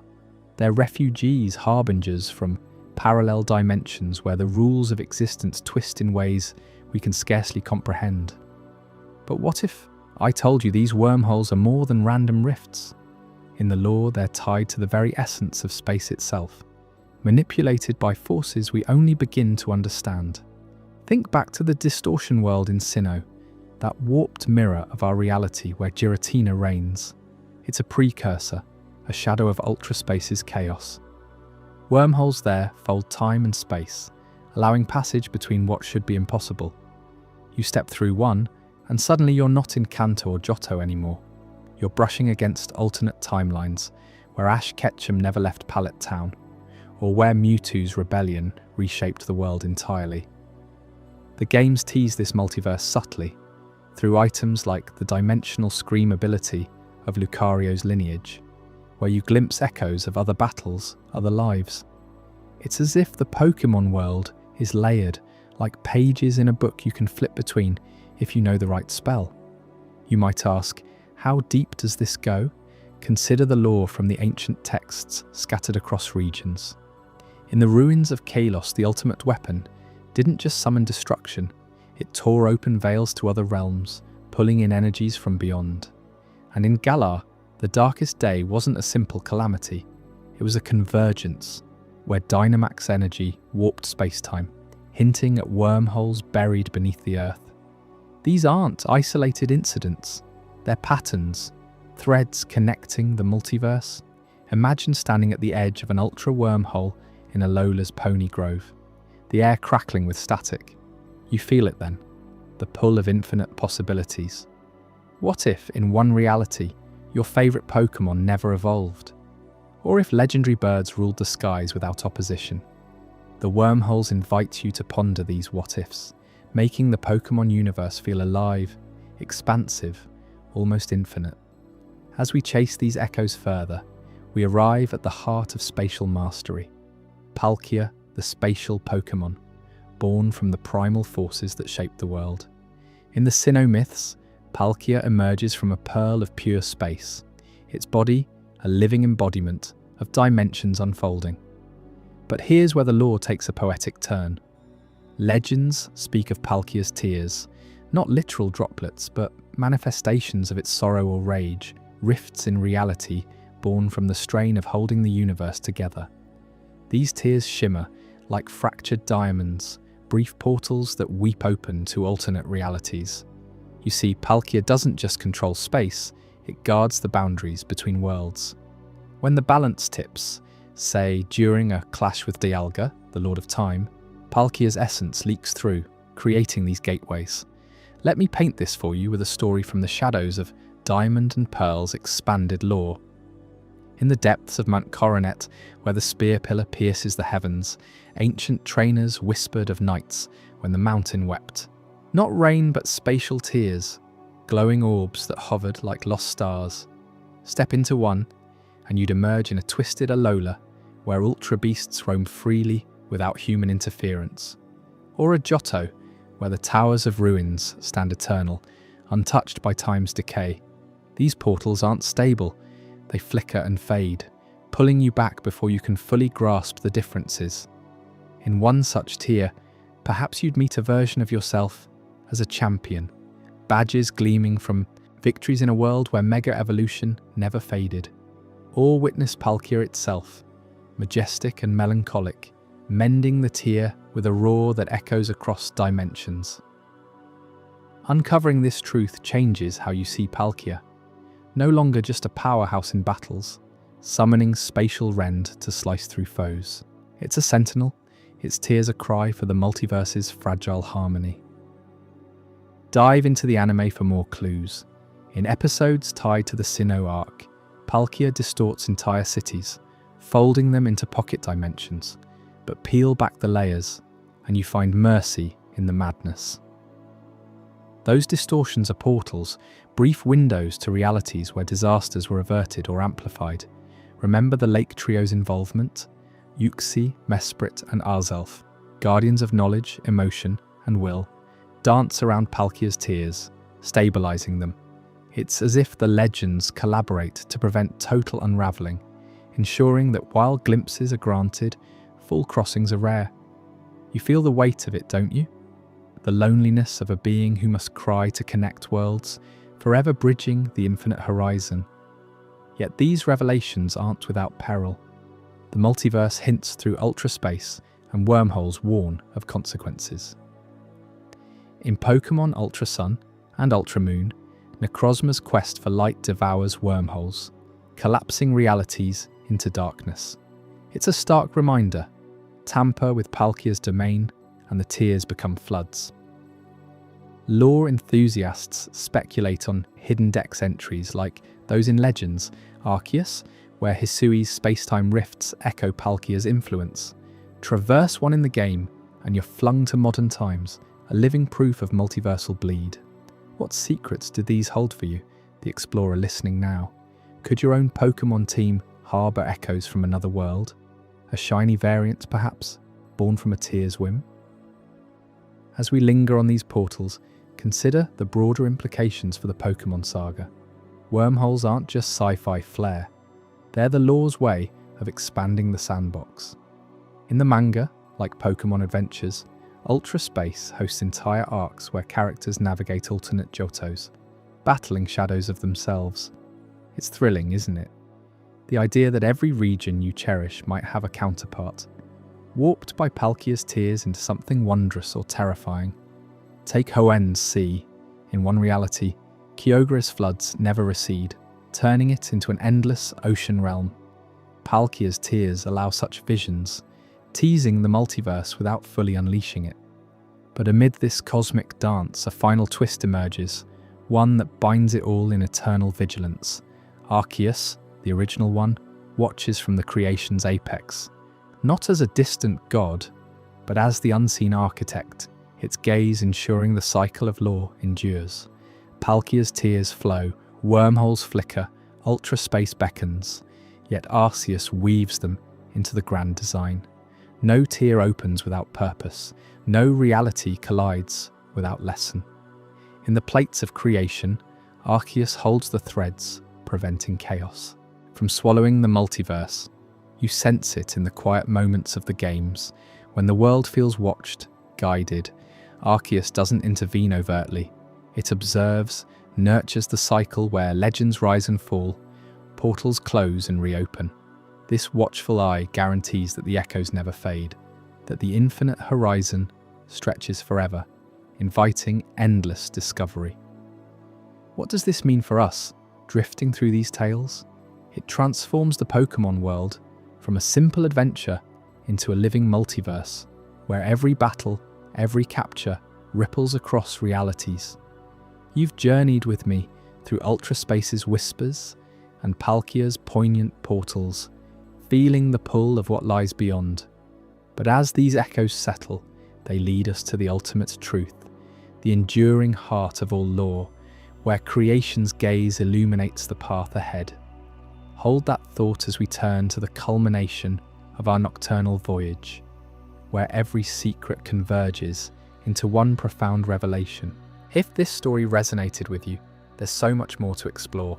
Tap the Pokémon playlist to continue the adventure, and save it so you'll always have something soothing to fall asleep to, or choose the recommended video for another deep dive.